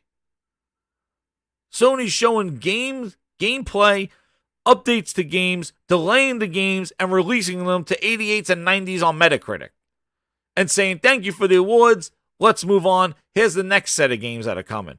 Oh, by the way, we're going to release another device in VR to have this. Dude, you can't write this. This is exactly what they're doing. Oh, and we made a new controller that does all these features that people said was just going to be a one and done or nobody was going to use it. Dude, the DualSense is the reason why half of these PS5 upgrades and PS5 games are even better than what they are. It adds to the next-gen experience. You don't get it. And that stuff merged with VR, that's just another experience. And that. And know what VR is going to do? It's going to bring another whole slew of exclusive games that Xbox, the console, will never, ever see. Because they don't have a VR solution. Another influx of games. You cannot You cannot write this up. I am amazed at sometimes. I'm like, are they really, Sony's really just doing every aspect of, like, they're hitting it all? Like, I can't believe it. Well, Microsoft can't even make a game to come out or show gameplay to a game and get people excited. It's crazy. The dichotomy between the two of them is absolutely insane. But this has been a huge epic show of the Bachelor Gaming Grindhouse tonight. I am sorry for the audio issues and the drops, man. It's the internet, it's Discord, it's wildness. But I shout out to everybody, over 180 people, 170 people coming back and back. I want to thank everybody for hanging in there with the technical difficulties. And that's why I decided to go longer, because of the ups and downs of the show. Plus, there was a lot to talk about and a lot that I wanted to do on separate shows. I'll put some timestamps in here for just some of these things because I jumped around a little bit. But shout out to Frogs and Link and Gaming. I'll try to get you on here next week. And, we'll see. I'll probably do another video when Spartacus comes out and analyzing that. But shout out to all the new VIPs. Thank you again for the super chats. And again, hit that like button and keep it locked here to Gaming Grindhouse, because Grindadamus, man, it is scary. This stuff, I just a consumer. And again, you don't have to agree with me. You don't have to just say, oh my God, what you're saying is wrong. That's fine. Everybody has their own opinion. This is just mine. And I am just want to know where to spend my money and how to utilize my time in gaming. Because time is precious to everyone. And who wants to just stare at 200 fodder games, figuring out when or where or how these games coming out, and sit around and wait while the competition is delivering everything to you?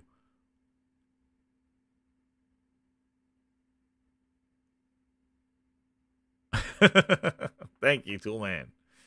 But time is precious. And the thing is like, I appreciate all your time. But gaming time is precious. And the thing is what you want to spend your money on and what you want to spend your time on is something that's worth value. You don't want to be here downloading a game and going, this is garbage, but I pay for the service, but I got to do. Who was time for that? That's not my main way of playing. I'm not just going to sit down and go, I'm going to figure out what to play. No, I know what I want to play. And I know what I want to pre-order. Pre-orders wouldn't exist if we didn't know what we wanted to play. That wouldn't be a thing. So we heard you. I heard you on the emojis. You'll get it. Hit that like button, share it out. Thank you for being a VIP grinder, everybody. Thank you for the super chats. Thank you for all the support. Hit that like button. And thanks for hanging in there with the technical difficulties. And I'll be back.